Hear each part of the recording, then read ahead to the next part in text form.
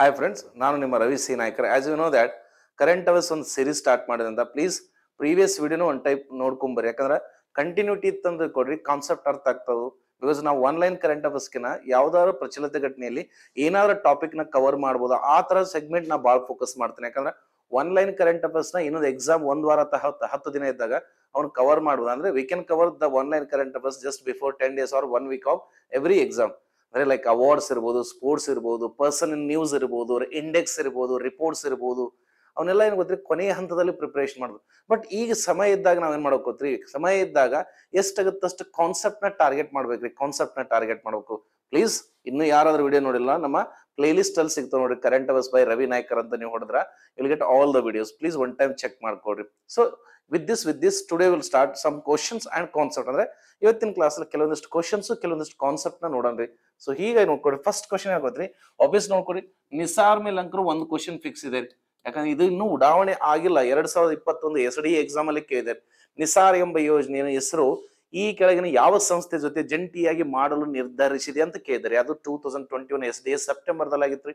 ಅಂದ್ರೆ ಅದು ಇನ್ನೂ ಲಾಂಚ್ ಆಗೋದಕ್ಕಿಂತ almost 4 years before only we had a question. ಅಂದ್ರೆ ಮಾರಲ್ ಆಫ್ ದಿ ಸ್ಟೋರಿ ಏನ್ ಗೊತ್ತ್ರಿ, ಮಾರಲ್ ಆಫ್ ದಿ ಸ್ಟೋರಿ ಹೇಗೆ ನೋಡ್ಕೊಳ್ಳಿ, ಯಾವುದೇ ಒಂದು ಯೋಜನೆ ಬಂದಾಗ ಪ್ಲೀಸ್ ರಿಮೆಂಬರ್, ಯೋಜನೆ ಬಂದಾಗ ಅದರಲ್ಲಿ ನೋಡ್ಕೊಳ್ಳಿ, ಅದರಲ್ಲಿ ಯೋಜನೆಯಲ್ಲಿ ನೋಡ್ಕೊಳ್ರಿ, ಸೈನ್ಸ್ ಅಂಡ್ ಟ್ರಿಕ್ ರಿಲೇಟೆಡ್ ಯೋಜನೆ ಬಂದಾಗ ಪ್ಲೀಸ್ ರಿಮೆಂಬರ್ ಆ ಪ್ರಾಜೆಕ್ಟ್ ಉಡಾವಣೆ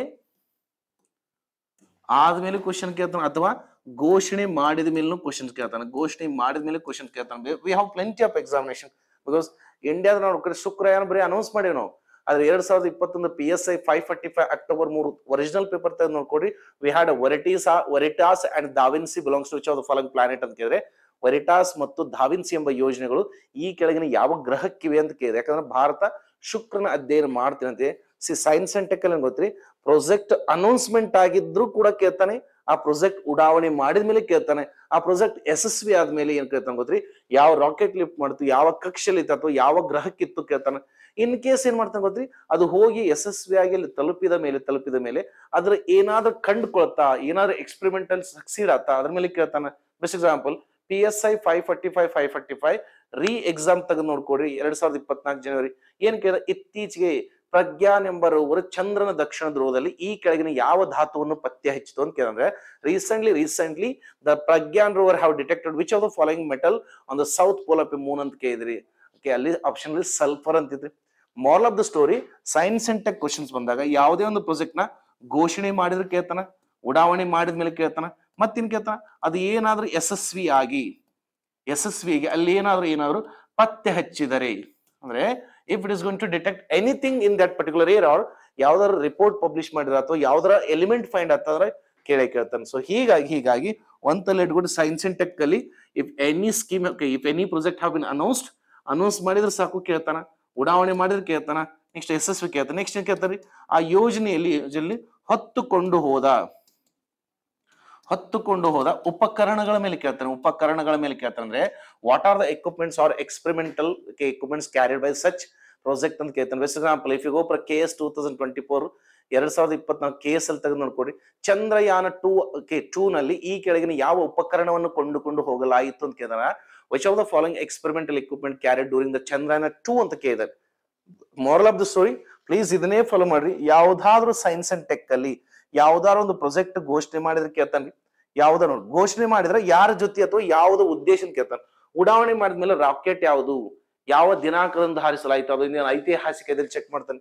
ನೆಕ್ಸ್ಟ್ ಅದು ಹೋಗಿ ಎಲ್ಲ ರೀಚ್ ಆದ್ಮೇಲೆ ಏನಾದ್ರೂ ಫೈಂಡಿಂಗ್ಸ್ ಮಾಡಿದ್ದಾರೆ ಮತ್ತು ಆ ಫೈಂಡಿಂಗ್ ಮಾಡಿಸ್ಲಿಕ್ಕೆ ಯಾವ್ದಾದ್ರು ಎಕ್ವಿಪ್ಮೆಂಟ್ ಹೋದ್ರೆ ಈ ತರ ಕ್ವಶನ್ ಕೇಳ್ತಾನೆ. ಪ್ಲೀಸ್ ಸ್ಟ್ಯಾಂಡರ್ಡ್ ಆಗಿ ನೋಡ್ಕೊಡ್ರಿ. Please I will repeat one more time. ಏನಾದ್ರೂ ನಿಮಗೆ ಕ್ವಶನ್ ಅಂದ್ರೆ ಕರೆಂಟ್ ಅಫೇರ್ಸ್ ಅಲ್ಲಿ ಯಾವ್ದಾದ್ರು ಉಡಾವಣೆ ಮಾಡಿದ್ರೆ ಫಸ್ಟ್ ಏನ್ ಮಾಡಬೇಕು, ಘೋಷಣೆ. ಆ ಪ್ರಾಜೆಕ್ಟ್ ಮಾಡಿರ್ಲಿ ಅಂದ್ರೆ ಮಾಡಿರ್ಲಿ ಅಥವಾ ಮಾಡದೇ ಇರಲಿ, if they have declared any if I have announced any project first ನೋಡ್ಕೊಡ್ರಿ. ಸೆಕೆಂಡ್ ನೋಡ್ಕೊತ್ರಿ, ಉಡಾವಣೆ ಮಾಡಿದ್ಮೇಲೆ ಆ ರಾಕೆಟ್ ಹೆಸರನ್ನ ಮತ್ತು ಡೇ ಯಾವ ದಿನದಂದು ಏನಾದ್ರೂ ಅದು ಐತಿಹಾಸಿಕ ದಿನದ ಕೇಳ್ತಾನೆ. ಥರ್ಡ್ ಏನಪ್ಪ ಅಂದ್ರೆ ಅದು ಹೊತ್ತುಕೊಂಡದ ಉಪಕರಣಗಳು ಮತ್ತು ಉದ್ದೇಶ, ಅಂದ್ರೆ equipments and their purpose. and fourth one, any findings, ಏನಾದ್ರೂ ಫೈಂಡಿಂಗ್ಸ್ ಇದ್ರೆ ಕೇಳ್ತಾನೆ. This is how you guys have to make a notes. ಅಂದ್ರೆ ಪ್ಲೀಸ್ ಯಾವ್ದಾದ್ರು ಪ್ರಾಜೆಕ್ಟ್ ನೋಡಿ, ಭಾರತ ಅಂದ್ರೆ ಇಸ್ರೋದ ಆಲ್ರೆಡಿ ನಿಸಾರ್ನ ಆಲ್ರೆಡಿ ಯಶಸ್ವಿ ಆಯ್ತು. ಮುಂಬರುವ ದಿನಗಳು ನೋಡಿ ಚಂದ್ರಯಾನ 4 ಇದೆ, ಮಂಗಳಯಾನ 2 ಇದೆ, ಶುಕ್ರಯಾನ ಇದೆ, ಅಂಡ್ ಈ ಬೇಕಾದ್ರೆ ನೋಡ್ರಿ ಆಲ್ರೆಡಿ ನೋಡ್ರಿ ಇತ್ತೀಚೆಗೆ ನೋಡ್ರಿ ಭಾರತ ಅಂದ್ರೆ ನಾಸಾ ಮತ್ತು ಇಸ್ರೋ ಜಂಟಿಯಾಗಿ ನೋಡ್ಕೊಡಿ ಬಲಿಷ್ಠ ಕಮ್ಯುನಿಕೇಶನ್ ಸ್ಯಾಟಲೈಟ್ ನ ಅನೌನ್ಸ್ ಮಾಡಿದ್ರ, that is blue blue star ಅಂತ ಏನಿದೆ ನೋಡ್ರಿ, ಬ್ಲೂ ಸ್ಟಾರ್ ಅಂತ ಅನೌನ್ಸ್ ಮಾಡಿದಾರೆ. ಸರಿ, not blue star, blue bird ಅಂತ ಅನೌನ್ಸ್ ಮಾಡಿದ್ರು. ಬ್ಲೂ ಬರ್ಡ್ ಅಂದ್ರೆ ಇದು ಪ್ರಪಂಚದ ಅತಿ ಬಲಿಷ್ಠವಾದ ಸಂವಹನ ಯೋಜನೆಯನ್ನು ಇಸ್ರೋ ಅಂದ್ರೆ ನಾಸಾದ ಒಂದು ಉಪಗ್ರಹವನ್ನು 6500 kg ಇರುವ ಒಂದು ಬಲಿಷ್ಠವಾದ ಕಮ್ಯುನಿಕೇಶನ್ ಸ್ಯಾಟಲೈಟ್ ಬ್ಲೂ ಬರ್ಡ್ ಅನ್ನೋದನ್ನ ಯಾರೇ ಉಡಾವಣೆ ಮಾಡ್ತಾರೆ, ಇಸ್ರೋದು ಉಡಾವಣೆ ಮಾಡ್ತಾರೆ. ಇನ್ನೂ ಉಡಾವಣೆ ಮಾಡಿಲ್ಲ, ಆದ್ರೂ ಕೂಡ ಅನೌನ್ಸ್ಮೆಂಟ್ ಆಗಿರೋದ್ರಿಂದ ನಿಮ್ಮ ಎಕ್ಸಾಮಿನೇಷನ್ಗೆ ಇದಾದ್ರೂ ಬರ್ಬೋದು. Those are writing any online exam like intelligence bureau ಮತ್ತು ಬರೆಯವರಿಗೆಲ್ಲ ಈ ತರ. ಸೊ ಇದೇ ನೋಟಲ್ಲಿ ಇವಾಗ ನಾವು ಏನ್ ಡಿಸ್ಕಷನ್ ಮಾಡತ್ತೀವಿ, ದ ಫಸ್ಟ್ ಕ್ವಶನ್ ಏನಿದೆ ಗೊತ್ತಿದೆ, ರಿಗಾರ್ಡಿಂಗ್ ನಿಸ್ಸಾರ್ ಇದೆ.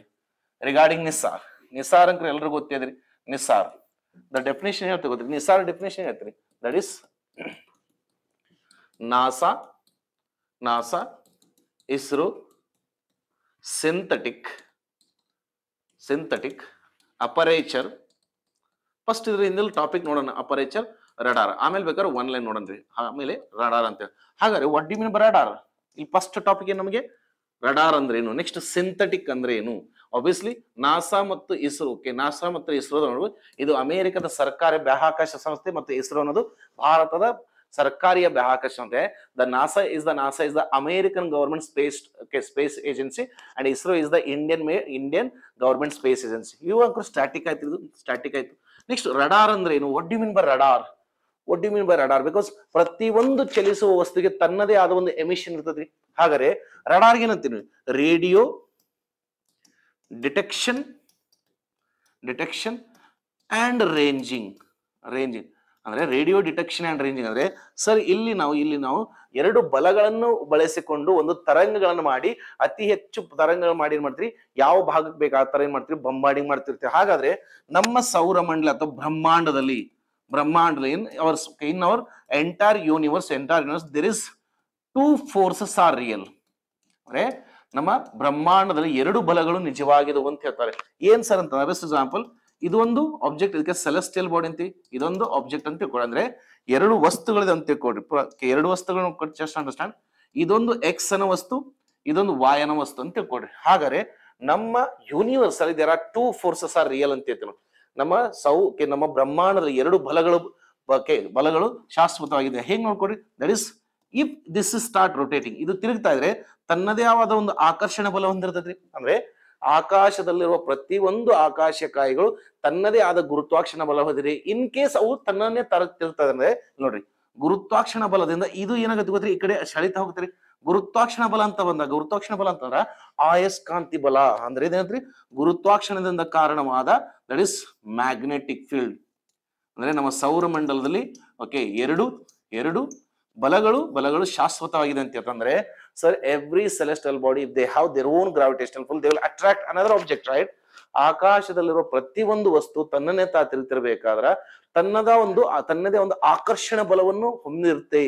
ಆಕರ್ಷಣ ಬಲಕ್ಕೆ ಏನಂತೆ, ಅಟ್ರಾಕ್ಟಿವ್ ಫೋರ್ಸ್ ಏನಂತೆ ನಾವು we call is a magnetic field, ಆಯಸ್ಕಾಂತ ಬಲ ಅಂತ ಹೇಳ್ತೀವಿ. ಅದಕ್ಕೆ ಆಯಸ್ಕಾಂತ ಬಲ. ಇವಾಗ ಈ ವಸ್ತು ಜೊತೆ ಆಕರ್ಷಣೆ ಬರಬೇಕಾದ್ರೆ ಅಲ್ಲಿರುವ ಚಿಕ್ಕ ಕಣಗಳಿಗೆ ಘರ್ಷಣೆ ಅಂತಂದ್ರೆ ಬರ್ತಿರ್ಬೇಕಾದ್ರೆ ಇನ್ನೊಂದು ಕಣಕ್ಕೆ ಘರ್ಷಣೆ ಉಂಟಾಗತ್ರಿ. ಅರೆ ಈ ಘರ್ಷಣೆಯಿಂದ ಉಂಟಾಗಿದ್ದು ಏನಾಗತ್ರಿ, ಈ ಘರ್ಷಣೆಯಿಂದ ಉಂಟಾಗದ ಏನ್ ಗೊತ್ತ್ರಿ, ದಟ್ ಇಸ್ ವಿದ್ಯುತ್ ಕಾಂತಿ ಬಲ.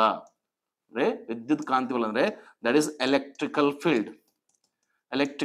ಪ್ಲೀಸ್ ರಿಮೆಂಬರ್ ಸನ್, ನಮ್ಮ ಬ್ರಹ್ಮಾಂಡದಲ್ಲಿ ಎರಡು ಬಲಗಳು ನಿಜವಾಗಿದವು. ಅಂದ್ರೆ ಒಂದು ಮ್ಯಾಗ್ನೆಟಿಕ್ ಬಲ ಮತ್ತು ವಿದ್ಯುತ್ ಕಾಂತಿ ಬಲ. ಮ್ಯಾಗ್ನೆಟಿಕ್ ಬಲ ಯಾವ್ದ್ರಿ, ಪ್ರತಿಯೊಂದು ಆಕಾಶಕಾಯಿ ತನ್ನ ಗುರುತ್ವಾಕರ್ಷಣ ಬಲದಿಂದ ಇನ್ನೊಂದು ಆಕಾಶಕಾಯಿನ ಸೆಳೆತ ತಂದಾಗ ಅದರಿಂದ ಏನಾಗುತ್ತೆ, ನಮಗೆ ಮ್ಯಾಗ್ನೆಟಿಕ್ ಫೀಲ್ಡ್ ಉಂಟಾಗ್ತ್ರಿ.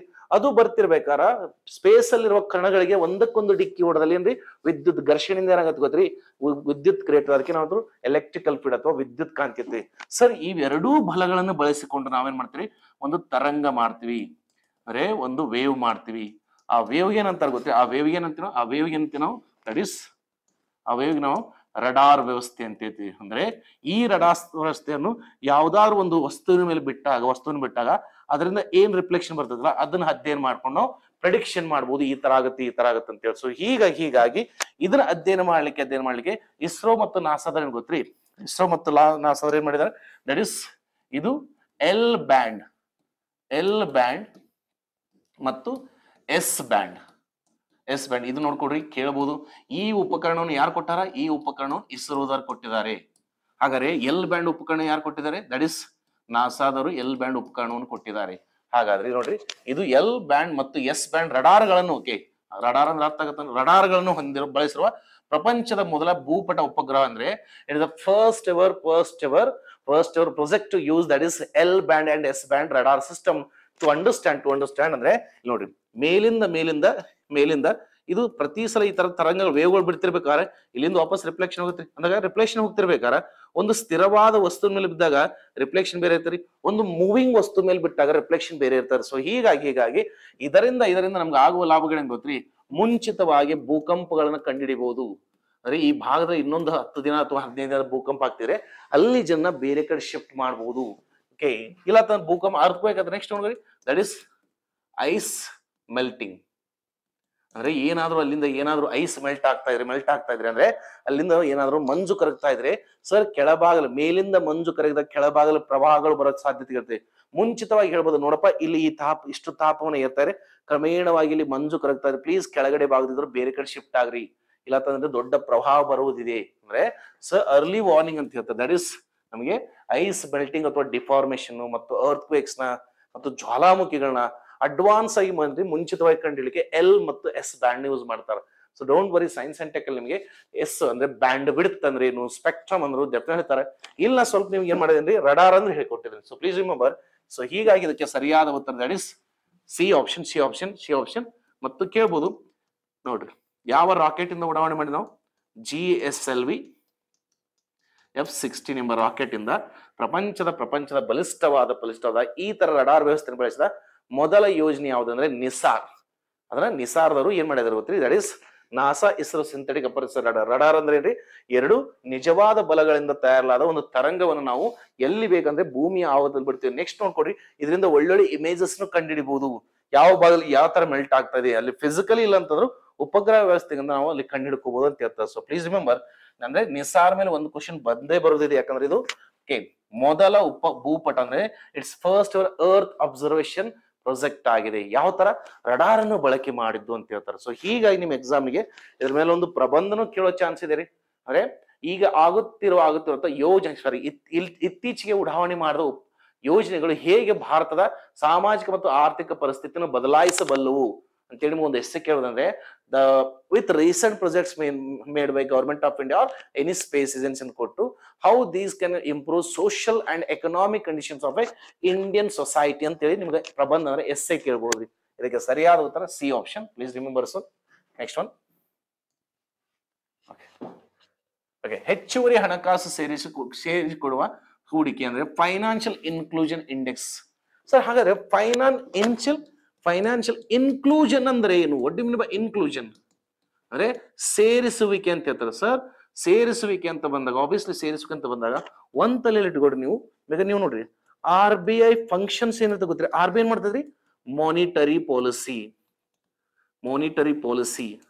ಹಾಗಾದ್ರೆ ಮಾನಿಟರಿ ಪಾಲಿಸಿ ಅಂದ್ರೆ ಸರ್ ಮಾರ್ಕೆಟ್ ನ ಮಾನಿಟರ್ ಮಾಡ್ತಾ ಇದೆ ಅಂತ ಹೇಳ್ತಾರೆ.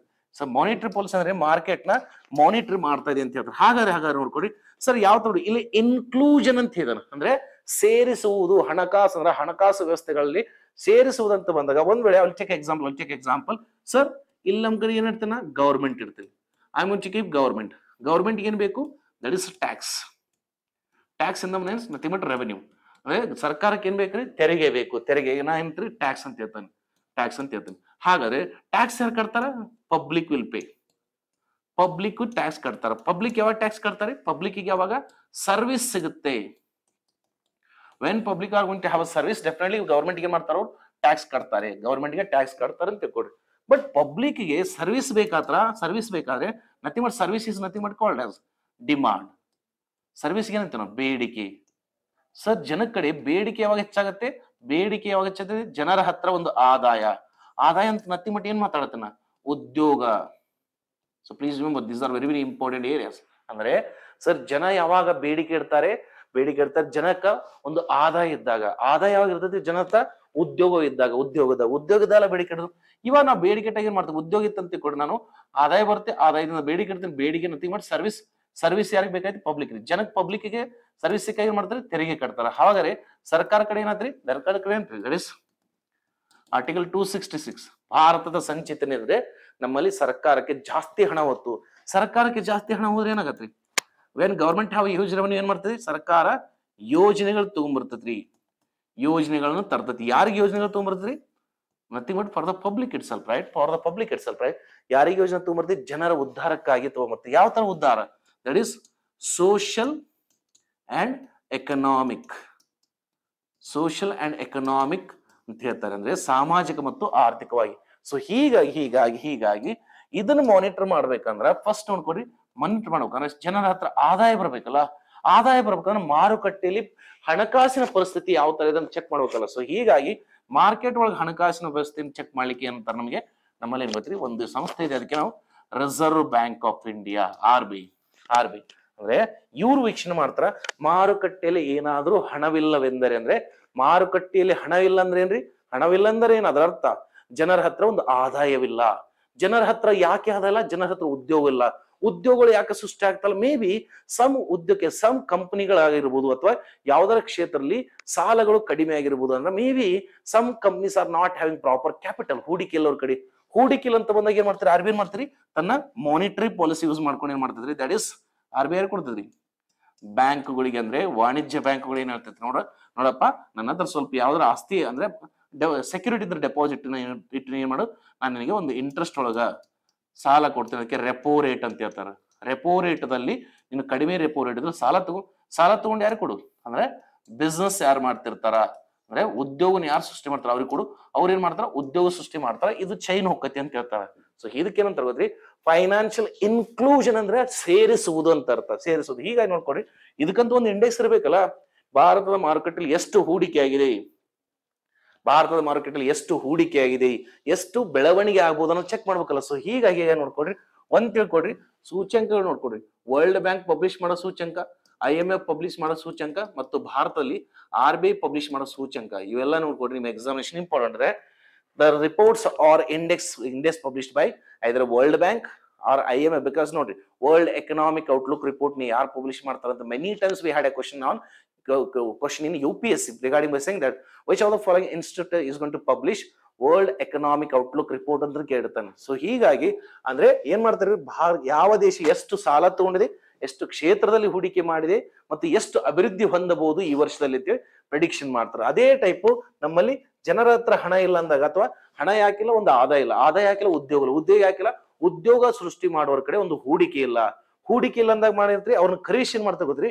ಬ್ಯಾಂಕಿಗೆ ನೀವು ಅಪ್ರೋಚ್ ಆಗ್ರಿ, ಉದ್ಯೋಗ ಸಾಲ ತಗೊಳ್ರಿ. ಮತ್ತೆ ಬ್ಯಾಂಕಿಗೆ ಹಣ ಎಲ್ಲಿಂದ ಬರುತ್ತ್ರಿ? RBI ಐತ್ರಿ, ಬ್ಯಾಂಕ್ ಕರೆದು ನೋಡಪ್ಪ, ನನ್ನಲ್ಲಿ ಒಂದು ಸ್ವಲ್ಪ ಸೆಕ್ಯೂರಿಟಿ ಇಟ್ಟು you can take the less interest loan with interest ಕೊಡಿದ ರೆಪೋ ರೇಟ್ ಅಂತ ಹೇಳ್ತಾರೆ. ಇನ್ಕ್ಲೂಷನ್ ಅಂತ ಹೇಳ್ತಾರೆ.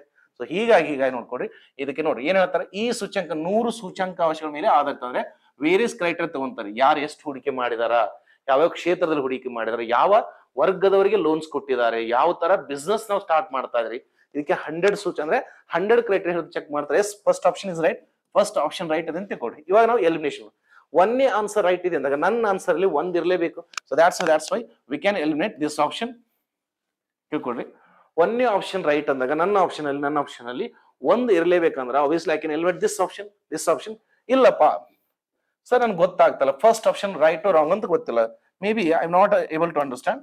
ಸರ್ ಇದು 100 ಸೂಚ್ಯಂಕ ತಗೊಂತದ, ಸರಿ 100 ಏರಿಯಾ ಕನ್ಸಿಡರ್ ಮಾಡ್ತತಿ, ಎಷ್ಟು ಮಾಡ್ತಾ ನನ್ಗೆ ಗೊತ್ತಿಲ್ಲ. I don't know how many criteria they are going to take. ಇಲ್ಲಿ ನೋಡ್ರಿ, ಪ್ಲೀಸ್ ಅಂಡರ್ಸ್ಟ್ಯಾಂಡ್. ಸರ್ ಅವರು ಎಷ್ಟು ಕ್ರೈಟೀರಿಯಾ ತಗೊಂತ ನನಗೆ, sir I was not able to understand, ಅಂದ್ರೆ ಅರ್ಥ ಆಗಲಿಲ್ಲ. ಸರ್ ಫಸ್ಟ್ ಆಪ್ಷನ್ ನನಗೆ ಅವ್ರು 10 ತಗೊಂತಾರೋ 50 ತಗೊಂತಾರೋ 100 ಏರಿಯಾಸ್ ತಗೊಂತಾರೋ, I am not able to understand. Okay, let it be, ಬಿಡ್ರಿ, ತಲೆ ಕೆಡ್ಸ್ಕೊಬೇಡ್ರಿ. ನೆಕ್ಸ್ಟ್ ಹೇಳ್ತಾರೆ, ಗುಣಮಟ್ಟ ಅಂಶದಲ್ಲಿ ಗ್ರಾಹಕರ ರಕ್ಷಣೆ ಮತ್ತು ಹಣಕಾಸು ಶಿಕ್ಷಣವನ್ನು ಸೇರಿಸಿದೆ ಅಂತ ಹೇಳ್ತಾರೆ. ಸರ್ ಹಂಗಂದ್ರೆ ಕೇಳ್ಬೇಕಲ್ಲ, ಗ್ರಾಹಕರಿಗೆ ಯಾವ ಕ್ಷೇತ್ರ ಸೂಕ್ತವಾಗಿದೆ, ಈ ಕ್ಷೇತ್ರದಲ್ಲಿ ನೀವು ಹೂಡಿಕೆ ಮಾಡಿದ್ರೆ ನಿಮಗೆ ಆದಾಯ ಬರುವುದು, ಅಂದ್ರೆ ಅಡ್ವರ್ಟೈಸ್ಮೆಂಟ್ ಕೊಡ್ತಿರ್ತಲ್ಲ. ಅಂದ್ರೆ ಇವ್ ನೋಡಿ ಮ್ಯೂಚುವಲ್ ಫಂಡ್ ಅಂತೀರಿ ನೀವು, ಮತ್ ಮ್ಯೂಚುವಲ್ ಫಂಡ್ ಅಡ್ವರ್ಟೈಸ್ಮೆಂಟ್ ಕೊಡ್ತಲ್ಲ, ಕೊಟ್ಟಾದ್ಮೇಲೆ ಲಾಸ್ಟಿಗೆ ಏನ್ ಹೇಳ್ತಾರೆ? These are all subjected to market risk ಅಂತ ಹೇಳ್ತಾರೆ. ಅಂದ್ರೆ ವಿಚಾರಿಸಿ ತಿಳಿದುಕೊಂಡು ಹೂಡಿಕೆ ಮಾಡಿತ್ತು ನೋಡ್ರಿ, ರಮ್ಮಿಗೆ ಮೇಲ ಬರ್ತಾವಲ್ಲ, ಏನ್ ಹೇಳ್ತಾರೆ ಲಾಸ್ಟಿಗೆ? ಈ ಆಟವು ನಿಮಗೆ ಅಪಾಯಕಾರಿ ಆಗಬಹುದು, ಜವಾಬ್ದಾರಿತ ಹುಷಾರಿಂದ ಆಡ್ರಿ ಅಂತ ಹೇಳ್ತಾನೆ. ನಥಿಂಗ್ ಬಟ್ ಏನ್ ಗೊತ್ತ್ರಿ, ಒಂದು ಕ್ವಾಲಿಟಿ ಅಸೂರೆನ್ಸ್ ಕೊಡ್ಬೇಕಲ್ಲ, ಅಸೂರೆನ್ಸ್ ಕೊಡ ಹೋಗಲ್ಪ. ಇದು ನನ್ ಸರ್ ಸೆಕೆಂಡ್ ಟಾಪಿಕ್ ನ ಅರ್ಥ ಆಗ್ತಾ ಇಲ್ಲ. ಬಟ್ ಇದೆಲ್ಲೋ ಫೈನಾನ್ಷಿಯಲ್ ಇನ್ಕ್ಲೂಷನ್ ಅನ್ನೋದು RBI ಸಂಬಂಧ ಇದೆ ಸರ್, ಬಟ್ ನೀತಿ ಆಯೋಗಕ್ಕೆ ಸಂಬಂಧ ಇಲ್ಲ ಸರ್. ಈಗ ಹಣಕಾಸು ವ್ಯವಸ್ಥೆಗಳಂದಾಗ ನೀತಿ ಆಯೋಗಕ್ಕೆ ಸಂಬಂಧ ಇಲ್ಲ ಸರ್. ಯಾಕಂದ್ರೆ ನೀತಿ ಆಯೋಗ ಅಂದ್ರೆ ಏನ್ರಿ, ಇಟ್ಸ್ ಜಸ್ಟ್ ಸಲಹಾ ಮಂಡಳಿ. ಇದೇನು ಗೊತ್ತ್ರಿ, ಸಲಹಾ ಮಂಡಳಿ ಮಾತ್ರ. It's just advisory. Okay, it's just advisory body. ಯಾರಿಗೆ? PM ಗೆ. ಮೊದ್ಲಿಗೆ ಏನಿತ್ತು, ಪ್ಲಾನಿಂಗ್ ಕಮಿಷನ್ ಅಂತಿದ್ರಿ, ಅಂದ್ರೆ ಯೋಜನೆ ಆಯೋಗ ಇತ್ರಿ. ಆಮೇಲೆ 2015 ತೊಗೊಂಬಂದ್ ಏನ್ ಮಾಡಿದ್ರ, ನೀತಿ ಆಯೋಗ ಅಂತ ಮರುನಾಮಕರಣ ಮಾಡಿದ್ರೆ, ಅಂದ್ರೆ national institute for transforming India. So nothing but ಏನ್ ಗೊತ್ತ್ರಿ, ಹಣಕಾಸು ಅಂತ ಬಂದಾಗ RBI ಇರ್ಬೇಕು ಸರ್, ಬಟ್ ನೀತಿ ಆಗಿಲ್ಲ, ಇರಬಾರ್ದು ಅಂತ. If you have this much knowledge, ಇದೊಂದು ಐಡಿಯಾ ಇದ್ರೆ ಸಾಕ್ರಿ. ಸೊ 3 ಆಪ್ಷನ್ ರಾಂಗ್ ಅಂತ ಕೇಳ್ದ, 3 ಆಪ್ಷನ್ ರಾಂಗ್ ಇದೆ. ಬಟ್ ನಮಗೇನ್ ಬೇಕು ರೀ, ಇಲ್ಲಿ ಸರಿಯಾದ ಉತ್ತರವನ್ನು ಗುರುತಿಸಿ ಅಂತ ಇರ್ತೈತ್ರಿ. ಸೊ ಹೀಗಾಗಿ 3ನೇ ಆಪ್ಷನ್ ರಾಂಗ್ ಇದೆ ಅಂದಾಗ ನನ್ನ ಆನ್ಸರ್ ಒಳಗ 3 ಇರ್ಲೇಬಾರ್ದು ಅಂದ್ರೆ ಇದು ಆಪ್ಷನ್ ಹೋಯ್ತು, ಇದು ಆಪ್ಷನ್ ಹೋಯ್ತು, ಇದು ಆಪ್ಷನ್. ಅಂದ್ರೆ ಫಸ್ಟ್ ಸೆಕೆಂಡ್ ಹೇಳಿಕೆ ಗೊತ್ತಿಲ್ಲ ಅಂದ್ರೂ ಕೂಡ I can get a final answer. ಅದಕ್ಕೆ ನೋಡ್ರಿ, ಎಲ್ಲವೂ ಗೊತ್ತಿರಲೇಬೇಕಂತ ರೂಲ್ಸ್ ಇಲ್ಲ. Just you should have idea. ಎಲ್ಲದೂ ಗೊತ್ತಿರಲೇಬೇಕಂತ. Because nowadays because I am not saying sir, KPSC is saying. ಇದು ಆಲ್ರೆಡಿ ನೋಡ್ರಿ 2 years ಬ್ಯಾಕ್, ಅಂದ್ರೆ 1.5 year ಸಮಥಿಂಗ್ ನಿಯರ್ 2 year ಇದು ಆಲ್ರೆಡಿ ಅನೌನ್ಸ್ ಮಾಡಿದ್ರಿ ಮುಂಬರುವ ಎಕ್ಸಾಮ್ಸ್ ಅಲ್ಲಿ. ಈಗ ನೋಡಿ, ಫಸ್ಟ್ ಹೆಂಗಿತ್ತು, ಒಂದು ಪ್ರಶ್ನೆಗೆ 1 ಅಂಕ ಇತ್ರಿ ಫಸ್ಟ್. ಈಗ ಏನ್ ಮಾಡ್ಯಾರ, ಒಂದು ಪ್ರಶ್ನೆಗೆ 2 ಅಂಕ ಅಂತಿದೆ. Presently we have for each question will carry 2 marks ಅಂತ ಹೇಳಿದ್ರು. ಬಟ್ ಆಲ್ರೆಡಿ ಗೆಜೆಟ್ ಹೊಡಿಸಿದೆ. ಅಂದ್ರೆ ಮುಂಬರುವ ಪರೀಕ್ಷೆಯಲ್ಲಿ ನಾವು ಒಂದು ಪ್ರಶ್ನೆಗೆ 3 ಅಂಕಗಳನ್ನ ಕೊಡ್ತೀನಿ ಅಂತ ಆಲ್ರೆಡಿ ಅನೌನ್ಸ್ ಮಾಡಿದ್ವಿ. ಅದೇ ತರ water board, junior engineer water board exam ಕೂಡ ಕ್ವಶನ್ಸ್ 100 ಇರ್ತಾವ್ರಿ, ಬಟ್ ಮಾರ್ಕ್ಸ್ ಏನ್ ಮಾಡ್ತಾನೆ, ಇಂಟು 3 ಮಾಡ್ತಾನ. ಆಲ್ರೆಡಿ ಅನೌನ್ಸ್ ಮಾಡ. ಇದ್ರ ಅರ್ಥ ಗೊತ್ತ್ರಿ, ಅಪ್ಕಮಿಂಗ್ ಎಕ್ಸಾಮ್ಸ್ ಅಲ್ಲಿ ನಾನು ಈ ತರ ಹೇಳಿಕೆ ಪ್ರಶ್ನೆಗಳನ್ನ ಜಾಸ್ತಿ ಮಾಡ್ತೇನೆ. ಅಂದ್ರೆ I am going to increase the question level based on that is statement ಅಂತ ಅರ್ತಾರೆ. ಅಂದ್ರೆ ಅಟ್ ಲೀಸ್ಟ್ ಅವ್ನು 60 to 70% ಕ್ವಶನ್ಸ್ ಆದ್ರೂ ಹೇಳಿಕೆ ರೂಪದಲ್ಲೇ ಕೇಳ್ತಾನ. ಹೇಳಿಕೆ ರೂಪದಲ್ಲಿ ಇದ್ರೆ ಸಾಲ್ವ್ ಮಾಡೋದು ಈಜಿ. ಯಾಕಂದ್ರ if you know one thing or if you don't know one thing ಅಂದಾಗ ಯಾವ್ದೋ ಒಂದು ಆಪ್ಷನ್ ರೈಟ್ ಅಥವಾ ರಾಂಗ್ ಅಂತ ಗೊತ್ತಾದಾಗ ಫೈನಲ್ ಆನ್ಸರ್ ಬರೋಂಗ ನೀವು ಎಲಿಮಿನೇಟ್ ಮಾಡಬೇಕು. Because elimination is very important. ನಾ ಹೇಳ್ತಲ್ಲ, KPS ಆಲ್ರೆಡಿ ನೋಡ್ರಿ, JEE ಎಕ್ಸಾಮ್ ಕಂಡಕ್ಟ್ ಮಾಡಿ ನಾವು ಒಂದು ಕ್ವಶನ್ 3 marks ಅಂತ 300 marks ಕಟ್ ಆಫ್ ಬಿಡದಾರಿ. ಸೊ ಹೀಗಾಗಿ ನೋಡ್ಕೊಂಡು ನಿಮ್ಮ ಎಕ್ಸಾಮಿನೇಷನ್ ಸ್ಟೇಟ್ಮೆಂಟ್ ಬರ್ತಿರ್ಬೇಕಾದ್ರೆ ಎಲ್ಲೋ ಗೊತ್ತಿರೋ ಕೊಡಿ, ಯಾವ್ದೋ ಒಂದು ಸ್ಟೇಟ್ಮೆಂಟ್ ಓದ್ಬಿಟ್ಲೆ okay I was not able to understand, skip ಮಾಡ್ಲಿಕ್ಕೆ ಹೋಗ್ಬಿಡ್ರಿ. ಅಂದ್ರೆ ಒಂದೇ ಸ್ಟೇಟ್ಮೆಂಟ್ ನೋಡಿದಾಗ, ಹೇಳಿಕೆ ನೋಡಿದಾಗ ಅರ್ಥ ಆಗ್ಲಿಲ್ಲ ಅಂದ್ರೆ ತಲೆ ಕೆಡ್ಸ್ಕೊಬೇಡ್ರಿ. ಉಳ್ಕಿದ ಆಪ್ಷನ್ಸ್ ಅಲ್ಲಿ ಏನೋ ಪಾಸಿಬಿಲಿಟಿ ಇರ್ತೈತಿ ಎಲಿಮಿನೇಷನ್ ಮಾಡಕ. ಐ ಹೋಪ್ ಅರ್ಥ ಆಗಿದೆ ಅನ್ಕೊಂತಾನ. I hope everyone have understood, right? Okay, will go for next one. Okay, next one, this is very important. ನಿಮ್ಮ ಪರೀಕ್ಷೆ ದೃಷ್ಟಿಯಿಂದ ಇದು ಇಂಪಾರ್ಟೆಂಟ್ ಇದೆ ರೀ. ಓಕೆ, ಹಿಮ ನದಿ ಸರೋವರ ಭಿಕ್ಷಣ ಜಲಪಾತ ಅಂದ್ರೆ ಸರ್ ಇಂಗ್ಲಿಷ್ ಅಲ್ಲಿ ನೋಡ್ಕೊಡ್ರಿ, ಗ್ಲಾಬ್ಸ್. ಈ ಕ್ವಶನ್ ಮೇಲೆ I am dam sure that ಈ ಪ್ರಶ್ನೆ ಮೇಲೆ 1 ಅಂಕ ಬರುವ ಸಾಧ್ಯತೆ ಇದೆ ರೀ. ನೀವು ಬೇಕಾದ್ರೆ ಯಾವುದೇ ಎಕ್ಸಾಮ್ ಪೇಪರ್ ತಗೋ ನೋಡ್ರಿ, if you go for any government examination, 1 question always natural disaster ಮೇಲೆ ಇರ್ತದ್ರಿ. ಯಾರಾದ್ರೂ ಅಬ್ಸರ್ವ್ ಮಾಡಿ ಅನ್ಕೊಂಡ್, I don't know how many people have observe. ಅಂದ್ರೆ ಯಾವುದೇ ಪರೀಕ್ಷೆ ತೆಗಿರಿ 1 ಕ್ವಶನ್ ಮಾತ್ರ ನಮ್ಮ ನೈಸರ್ಗಿಕ ವಿಕೋಪಗಳ ಮೇಲೆ ಇದ್ದೇ ಇರ್ತದ್ರಿ. So every exam carries at least 1 question on natural disaster. ಇಲ್ಲಿ ಎದ್ರ ಬಗ್ಗೆ ಮಾತಾಡೋಣ, ಗ್ಲಾಬ್ಸ್ ನೋಡ್ಕೊಡಿ. That is okay, glacier, lake, outburst, floods. ಎಲ್ಲೋ ಸರ್ ರೀಸೆಂಟ್ಲಿ ಎಲ್ಲೋ ನ್ಯೂಸ್ ನಾಗ ಕೇಳ್ದಂಗಿದೆ ಸರ್ ಅನ್ಬೋದಲ್ಲ. ರೀಸೆಂಟ್ಲಿ ಉತ್ತರಾಖಂಡದಲ್ಲಿ ಪ್ರವಾಹ ಬಂದಿತ್ತು. I hope every one have seen. ಉತ್ತರಾಖಂಡದಲ್ಲಿ ಪ್ರವಾಹ ಬಂದಿತ್ತು. ಬೇಕಾದ್ರೆ ನೀವೇ ನೋಡ್ಕೊಡ್ರಿ. ಆಸ್ ಪರ್ ಜಾಗ್ರಫಿ ಆಗಿದೆ, ನಮ್ಮ ಜಾಗ್ರಫಿ ಪ್ರಕಾರ ಇದೆ. ಭೂಮಿನ ಈ ತರ ಮಾಡಿದಾಗ ಜಾಗ್ರಫಿಲಿ ಅಂತ ಭೂಮಿಲಿ ಈ ತರ ಮಾಡಿದಾಗ ಇದಕ್ಕೆ ಭಾಗಕ್ಕೆ ಅಂತೀವಿ ನಾವು ದಿಸ್ ಇಸ್ ಉಷ್ಣವಲಯ. ಈ ಭಾಗಕ್ಕೆ ಅಂತೀವಿ ದಿಸ್ ಪೋರ್ಷನ್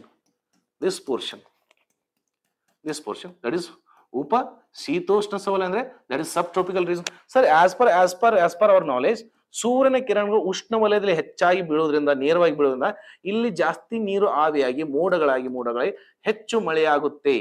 ಅಂದ್ರೆ ಇನ್ ಟ್ರೋಪಿಕಲ್ ರೀಸನ್, ದಟ್ ಇಸ್ ಸಮಭಾಜಕ ವೃತ್ತದಿಂದ ಕೆಳಗೆ ಮತ್ತು ಉತ್ತರ ಗೋಳಾರ್ಧ ಮತ್ತು ದಕ್ಷಿಣ ಗೋಳಾರ್ಧದಲ್ಲಿ ಉಷ್ಣ ವಲಯದಲ್ಲಿ ಬಿಸಿಲು ಜಾಸ್ತಿ ಇರೋದ್ರಿಂದ ನೀರು ಜಾಸ್ತಿ ಆವಿಯಾಗಿ ಮೋಡಗಳ ರಚನೆಯಾಗಿ ನಮಗೆ ಜಾಸ್ತಿ ಮಳೆಯಾಗುವ ಸಾಧ್ಯತೆ ಇದೆ. ಮೇಲೆ ಹೋಗ್ತಾ ಮಳೆ ಕಡಿಮೆ ಇರ್ತದ್ರಿ.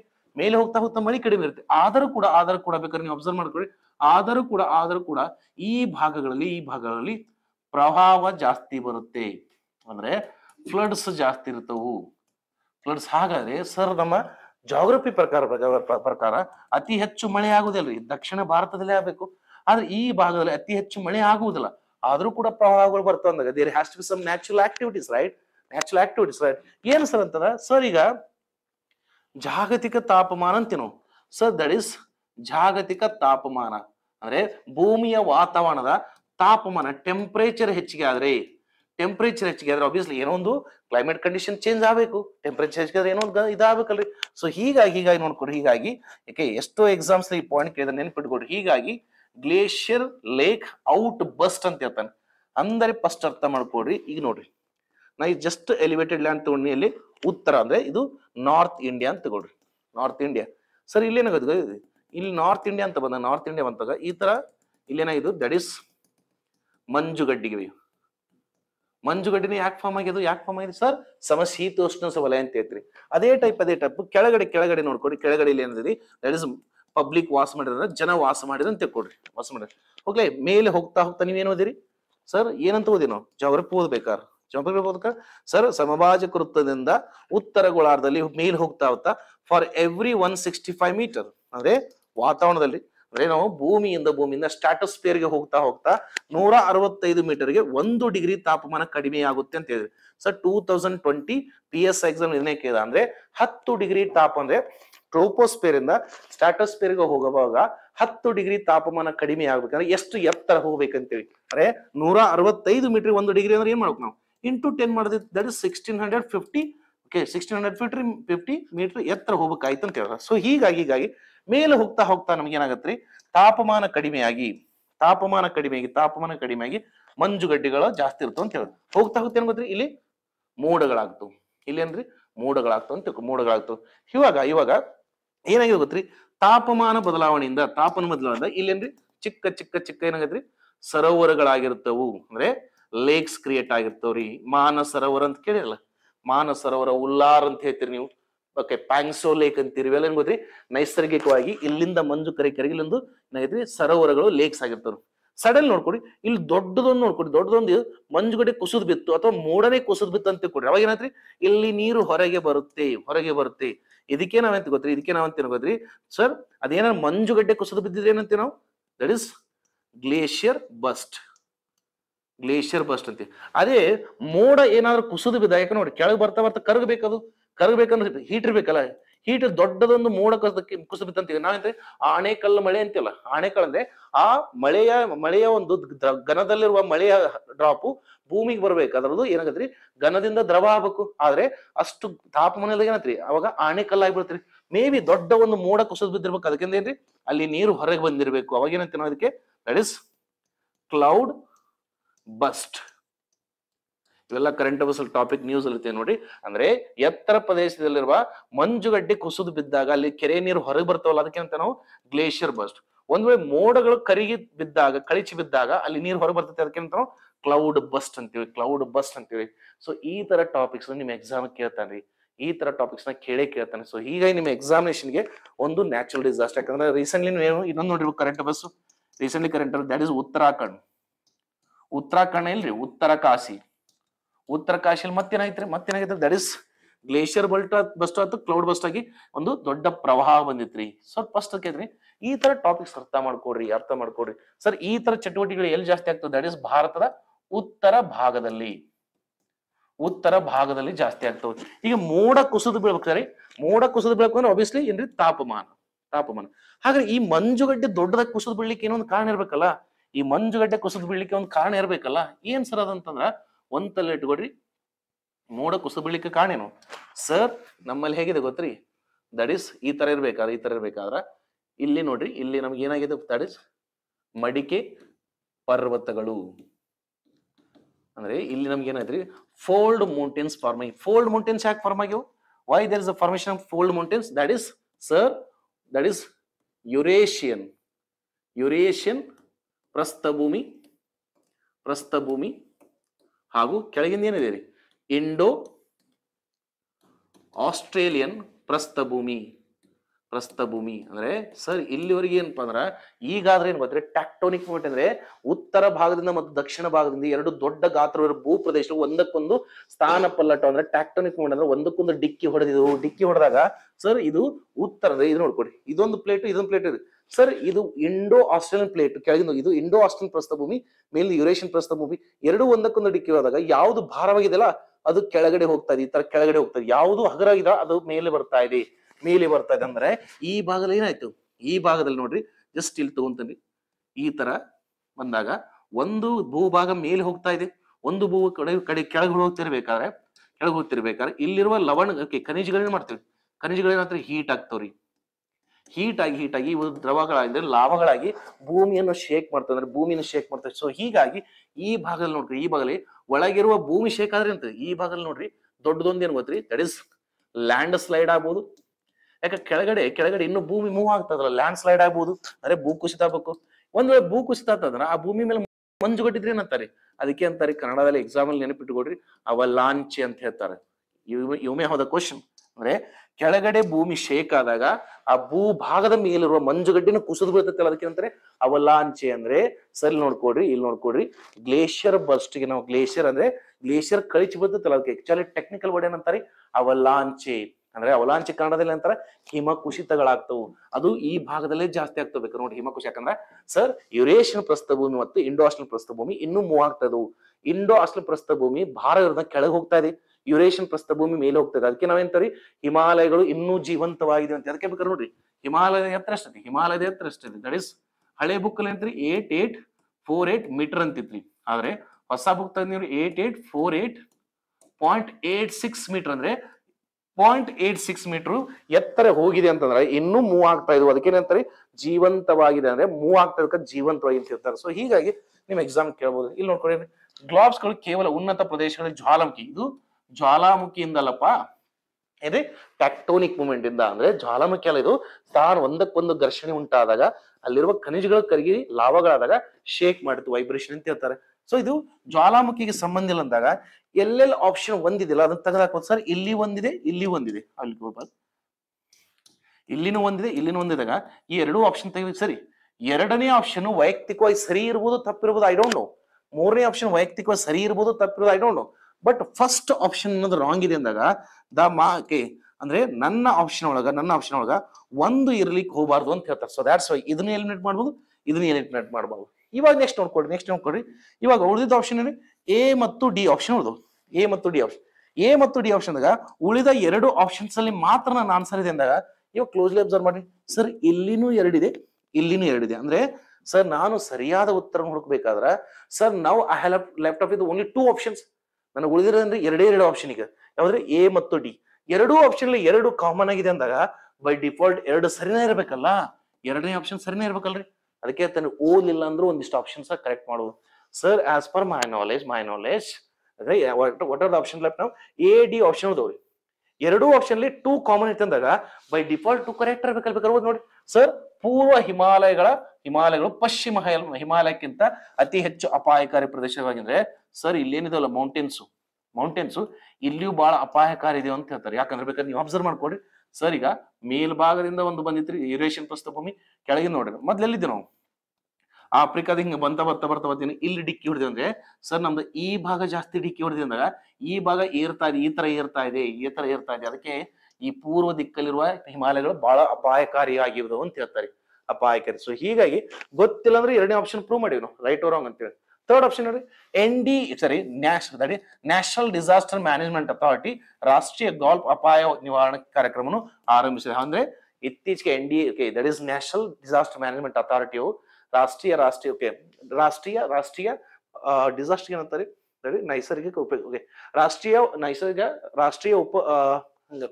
ನ್ಯಾಷನಲ್ ಡಿಸಾಸ್ಟರ್ ಮ್ಯಾನೇಜ್ಮೆಂಟ್ ರಾಷ್ಟ್ರೀಯ ಡಿಸಾಸ್ಟರ್ ನಿರ್ವಹಣಾ ಪ್ರಾಧಿಕಾರವು ಇದರ ಬಗ್ಗೆ ಜಾಗೃತಿ ಮೂಡಿಸಲಿಕ್ಕೆ ಒಂದು ಕಾರ್ಯಕ್ರಮ ವಹಿಸಿದೆ that's why third is also right that's why ಅವ್ರಿಗೆ ಸರಿಯಾದ ಉತ್ತರ ಏನ್ರಿ ಈ ಆಪ್ಷನ್ ಅಂತ ಹೇಳ್ತಾರೆ so that's why sir concept clarity ಇದ್ರೆ ಮಾತ್ರ ಈಗಿನ ಎಕ್ಸಾಮ್ಸ್ ಅಲ್ಲಿ ಆನ್ಸರ್ ಬರ್ತದೆ ಅಂದ್ರೆ ಫಸ್ಟ್ ಕಾನ್ಸೆಪ್ಟ್ ಓದ್ಲಿಕ್ಕೆ ಅರ್ಥ ಅಂದ್ರೆ ಫಸ್ಟ್ ಕಾನ್ಸೆಪ್ಟ್ ತಿಳ್ಕೊಡ್ರಿ ಆಮೇಲೆ 1 by 1 ಇದ್ರಾಗ ಎಷ್ಟು ಸ್ಟ್ಯಾಟಿಕ್ ಕ್ಲಿಯರ್ ಆಗಿ ನೋಡ್ರಿ you may have the question regarding ಉತ್ತರ ಕಾಶಿಲಿ ಆಗಿದ್ದ ಫ್ಲಡ್ಗೆ ಯಾವ ಸರೋವರದ ನೀರು ಹೊರಗೆ ಬಂದಿತ್ತು ಅಂತ ಕೇಳ್ಬೋದು recently from which of the following lake the recent Uttarakhand flood have been happen. ಈ ತರ ಪ್ರಶ್ನೆಗಳು ಕೇಳೋ ಚಾನ್ಸ್ ಇದೆ. ಸ್ಟಾರ್ಟಿಂಗ್ ಕೇಳಿದ್ರೆ ಹಂಗೆ ಕೇಳ್ತಾನೆ, ಕಾನ್ಸೆಪ್ಟ್ ಕೇಳಿದ್ರೆ ಇವೆಲ್ಲ ಕೇಳ್ತಾನೆ. ಐ ಹೋಪ್ ಕ್ವಶನ್ ಅರ್ಥ ಇದೆ ಅನ್ಕೊಂತಾನೆ. I hope everyone have understood. Okay, will go by next question. Okay, WIFEX ಯೋಜನೆ ಯಾವ ಕ್ಷೇತ್ರಕ್ಕೆ ಸಂಬಂಧಿಸಿದೆ? ಫಸ್ಟ್ ವಿಪೆಕ್ಸ್ ನೋಡ್ಕೊಡ್ರಿ. ಫಸ್ಟ್ ವಿಪೆಕ್ಸ್ ಅರ್ಥ ಮಾಡ್ಕೊಡ್ರಿ. ದಟ್ ಇಸ್ ವಿಪೆಕ್ಸ್ ಅಂದ್ರೆ ಏನ್ ಫಸ್ಟ್ ತಿಳ್ಕೊಡ್ರಿ. That is wind fog experiment. Wind fog experiment ಅಂತ ಹೇಳಿದ್ರೆ ವಿಂಗ್ ಫಾಗ್ ಎಕ್ಸ್ಪೆರಿಮೆಂಟ್ ಅನ್ನೋದು ಇದರ ವಿಸ್ತಾರೋಪದಿ. ಇದು ಯಾವ ಕ್ಷೇತ್ರಕ್ಕೆ ಅಂತ ಅಂದಾಗ ಆಬ್ವಿಯಸ್ಲಿ ಬೇಕಾದ್ರೆ ನೋಡ್ರಿ, ಈ ಭಾಗದಲ್ಲಿ ನೋಡ್ಕೊಡಿ. ಈ ಭಾಗದಲ್ಲಿ ನಮಗೆ ಉಷ್ಣವಲಯದ ಮೇಲೆ ತಾಪಮಾನ ಮತ್ತು ಪ್ರೆಷರ್ ಎರಡು ಕರೆಕ್ಟ್ ಇರ್ತಾರೆ, ಅಂದ್ರೆ ಟೆಂಪರೇಚರ್ ಅಂಡ್ ಪ್ರೆಷರ್ ಇರ್ತಾರೆ. ಅದೇ ಈ ಭಾಗಕ್ಕೆ ಬಂದಾಗ ಸಮಶೀತೋಷ್ಣ, ಯಾಕಂದ್ರೆ ಭೂಮಿ ತನ್ನ ಕಕ್ಷೆಗೆ ಭಾಗಿರೋದ್ರಿಂದ ಈ ಭಾಗಕ್ಕೆ ಸೂರ್ಯನ ಕಿರಣಗಳು ವರ್ಷ ಪೂರ್ತಿ ನೇರವಾಗಿ ಬೀಳಲ್ಲ. ಯಾಕಂದ್ರೆ earth is tilted about its own axis. That's why subtropical region will not get direct sun contact throughout the year.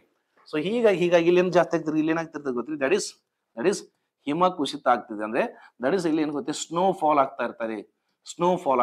ಸ್ನೋಗೆ ಏನಂತ ನಾವು ನಥಿಂಗ್ ಬಟ್ ಏನ್ ಗೊತ್ತಿ? ಫಾಗ್, ಮಂಜು ಅಂತ ಬೇಕಾದ್ರೆ ನೀವು ಅಬ್ಸರ್ವ್ ಮಾಡ್ರಿ ಅನ್ಕೊಂತಾನೆ. ಬೇಕಾದ್ರೆ ನೀವೇ ಅಬ್ಸರ್ವ್ ಮಾಡ್ರಿ. ಇಲ್ಲಿ ನೋಡ್ರಿ, ಇಲ್ಲಿ ಪಂಜಾಬ್ ಅಂಡ್ ಹರಿಯಾಣ ಈ ಎರಡೂ ರಾಜ್ಯದಲ್ಲಿ ನೋಡ್ಕೊಡಿ ಏನ್ ಮಾಡ್ತಾರೆ ಗೊತ್ತಿ? ಸ್ಟಬಲ್ ಬರ್ನಿಂಗ್ ಮಾಡ್ತಾರ. ಸ್ಟಬಲ್ ಬರ್ನಿಂಗ್ ಯಾರಾದ್ರೂ PSI 545 ಬರ್ದಾರು ನೋಡಿರ್ಬೇಕು ಈ ಕ್ವಶನ್. ದಟ್ ಇಸ್ ಸ್ಥಳಾಂತರ ಬೇಸಿ ಶಿಫ್ಟಿಂಗ್ ಕಲ್ಚರ್. ಇಲ್ಲಿ ಸ್ಟಬಲ್ ಬರ್ನಿಂಗ್ ಅಂದ್ರೆ ಕೋಲಿ ಸುಡುವಿಕೆ ಅಂತ ಹೇಳ್ತಾರೆ. ಇಲ್ಲಿ ಕೋಲಿ ಸುಟ್ಟ ಏನ್ ಗೊತ್ತಿ? ಇಲ್ಲಿಂದ ಏನ್ ಗೊತ್ತಿ? ಹೊಗೆ ಬರುತ್ತೆ. ಹೊಗೆಯಲ್ಲಿ ಕೆಲವೊಂದಿಷ್ಟು ಕಣಗಳು ಗಾಳಿ ಅಂದ್ರೆ ಗಾಳಿಯ ಸಾಂದ್ರತೆಯನ್ನು ಚಿಕ್ಕ ಇದ್ದ ಮೇಲೆ ಹೋಗ್ತಾ ಈ ಕಡೆ ಬರ್ತಾವ್ರಿ. That is north western winds ಇಂದ ಈ ಕಡೆ ಬಂದಾಗ ಇಲ್ಲಿ ಏನಿದೆ? ದಟ್ ಇಸ್ ಡೆಲ್ಲಿ ಇದೆ ಅಂತ ತಿಳ್ಕೊಡ್ರಿ. ಕಟ್ಟಗಳು ಎತ್ತರ ಇದ್ದಾಗ ಮತ್ತು ಇಲ್ಲೇನ್ರಿ ಚಳಿ ಜಾಸ್ತಿ ಇದೆ. ಚಳಿ ಅಂತ ನಥಿಂಗ್ ಬಟ್ ಏನ್ ಗೊತ್ತ್ರಿ? ದಟ್ ಇಸ್ ಫಾಗ್, ಮಂಜು ಜಾಸ್ತಿ ಇದೆ.